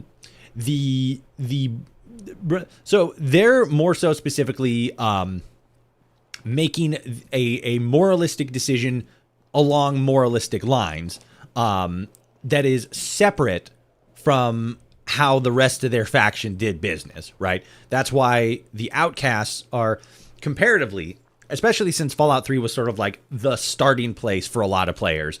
That's why the Outcasts are perceived as to be like the bad guy part of the faction. But in reality, they are the actual part of the faction, whereas the Lion's Pride is the splinter faction. But again, the Brotherhood and Fallout 76 are moralistic and trying to do the right thing because they're the earliest iteration of the faction, the original iteration of the faction that is one part focused on, they're ex-soldiers. They're by nature defenders of the people, right? So they are focused on doing good for others because that's what they were already doing. There are other people like, I don't remember his name, but the other guy that you can side with in the Broken Steel, in the wait, was Broken Steel? Was that the Fallout 76 one? In the storyline that you eventually do in Fallout 76, you can choose to side with one guy, or you could side with, I think it's Paladin Valdez. I think that's her rank. But it's the plot line there is the more traditionalist Brotherhood of Steel, where their bigger focus is in acquiring and cataloging technology. And keeping dangerous technology out of, the hands of people who don't fully... Paladin, Rami, and... Paladin, Rami, and Knight Shin. Yeah, that's it. Knight, that's what his rank was, Knight. So that's the conversation. Knight Shin represents this stronger focus in the mission of the Brotherhood of Steel, whereas Knight Rami represents the ideals of the Brotherhood, the end goal of why they're doing what they're doing, which is for a humanitarian reason. Whereas Shin is just focused on the preventative, goal-orientated nature of the Brotherhood, which is to secure and catalog technology. Paladin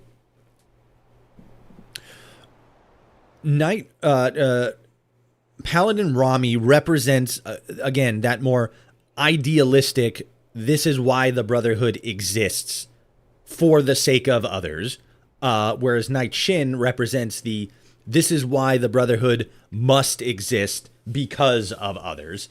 It's the entire dichotomy of the Brotherhood as a faction. The idea that they're either trying to gather technology in order to then be able to more so directly help the people of the wasteland, or whether they're gathering and hoarding technology to also help the people of the wasteland. Because if they get their hands on, you know, potentially dangerous technology, that's going to be bad, because there's crazy people in the wasteland who will either unintentionally misuse that technology or intentionally misuse that technology to harm others. And in 76, because they are the earliest iteration of the Brotherhood, they are not only trying to figure out how they're supposed to go about their mission statement, but they are, by their current status, more so less separated from their original identity of, you know, defenders of the people. It just becomes a story of how they defend the people. But then when you go into the TV show, when you go into Fallout Prime, they are more separated. They are the farthest separated from their earliest iteration of the faction, and have effectively just backslid into pseudo-religious dogma around protecting others for the sake of their own protection, or rather, a very straightforward, we are the best hope because we are in a position to help, effectively, or we are in a position. I'm having a hard time articulating it specifically, but that's effectively, again, in 76, they're still a moralistic, we're trying to help the people sort of thing. By the end of where we currently are in the timeline, which is Fallout Prime, they are still along those lines. We are going to help the citizens of the wasteland by hoarding technology, whether or not they want it or not. And they've also sort of leaned into, like, we're going to do this by any means necessary. We start to see that in Fallout 4, right? Where they're becoming a lot more dogmatic and militaristic. But it's still for the perceived betterment or the perceived good of the human species. It's just it's like in Rogue One, where I forget his name, but like that one robot's like, congratulations, you are being rescued. Please do not resist. It's a very loaded line. It's a lot of that, like, we are doing this for your benefit. Do not attempt to stop us. It's a very threatening sign of like, you know, good faith in a sense. I gotta eat and drink real quick, like big blowfly, blug steak. Perfect. All right, sick. Let's see. Task oriented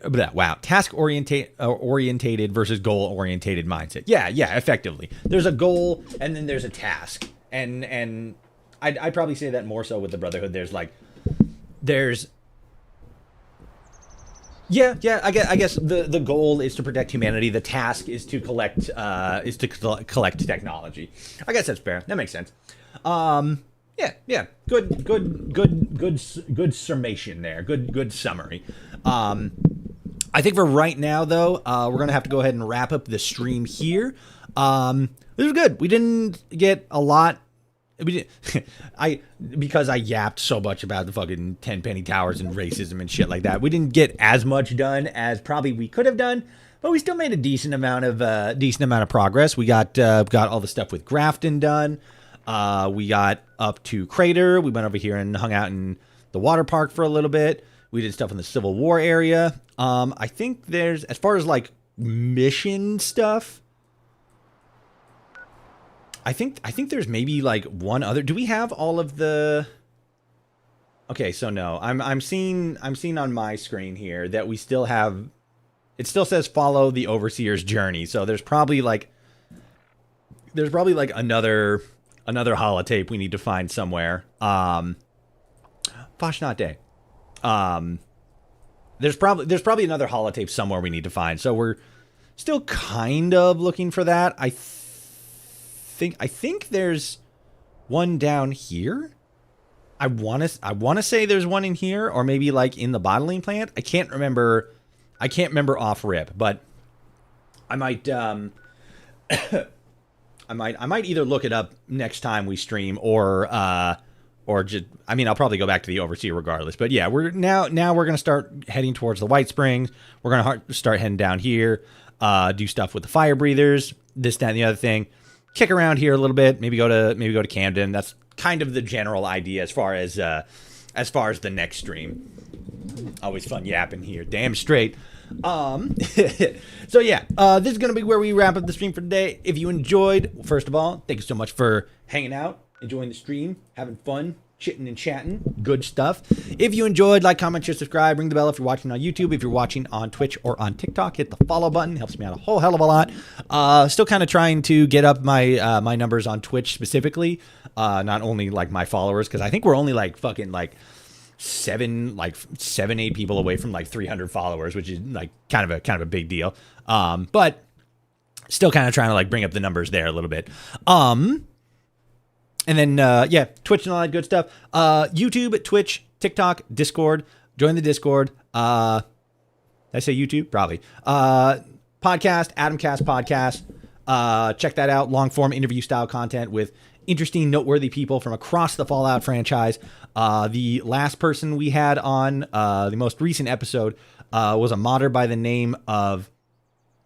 Oh my God. I'm spacing. Fuck. Oh God, I don't usually forget guest names. Where is it? Bobby Bear, that's it. Bobby Bear. He's a modder who's trying to create a multiplayer Fallout 4 experience. He's got a mod running. You can do co-op on it. You can play Fallout 4 in co-op mode. It's great. It's cool. It's still kind of in early access. There's some bugs from what I've been seeing in the Discord server. Some issues. It's still being worked on. But he's only been working on it for like 3 months. He's gotten a lot done in a very short amount of time. So go check out that interview. It was really fun to chat with him. Dude's got a lot of really interesting insights on modding, on community, on player engagement, this, that, and the other thing. Really great conversation. Really like it. Really enjoy it. So again, if you're a fan of long form interview style podcasts, go check out the Adamcast Podcast. Links are going to be in the description, in the bio, below the stream, wherever you happen to be reading.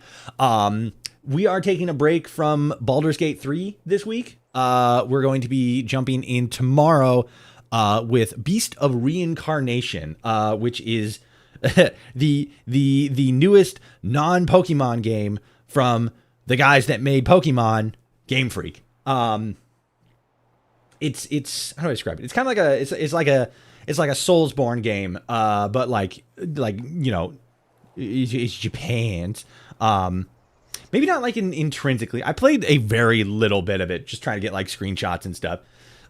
It seems like it might be kind of fun. I'm seeing that it's not getting the bestest reviews, but I'm also seeing that it's not like being like people aren't saying like, oh my God, it's like the worst thing ever. Like it's just an unpleasant experience. So I'm kind of interested to get in more and like, check it out and stuff like that. And then on Sunday, our streaming schedule in general is going to be a little bit different. We're going to be starting at 10 a.m. Pacific Standard Time, and it's just going to be the one stream. No secret stream this week, just an earlier start to our normal streaming schedule. And we're going to be playing the new game Big Walk, which is it's a friend slop puzzle game where it's literally just that you walk around with friends. You're these little like kind of like bird looking kind of guys. You walk around this nice nature environment and you do puzzles and solve little puzzles and unlock stuff and like walk around, look at stuff, and it's just a very kind of like hangout kind of game. I was able to go to a play test for it last week. Pretty fun. Very, very chill sort of experience. So I'm looking forward to checking that on stream, and I'm looking to see what people think of it, because I think it's neat. I think it's a fun little again, friendship experience. Kind of interested to see how it's going to work out on stream. So, that's going to be the schedule for this week. Once again, thank you so much for watching. If you enjoyed, like, comment, share, subscribe, ring the bell, hit the follow button if you're watching on Twitch or on TikTok. This week's schedule is going to be 2 p.m. Pacific Standard Time tomorrow and 10 a.m. Pacific Standard Time Sunday. So the weekend's here. Let's have fun with it. Thank you so much for watching. Have a great day. Get plenty of rest. Drink water. Eat good food. And we'll reconvene here tomorrow to play more video games. See you guys tomorrow.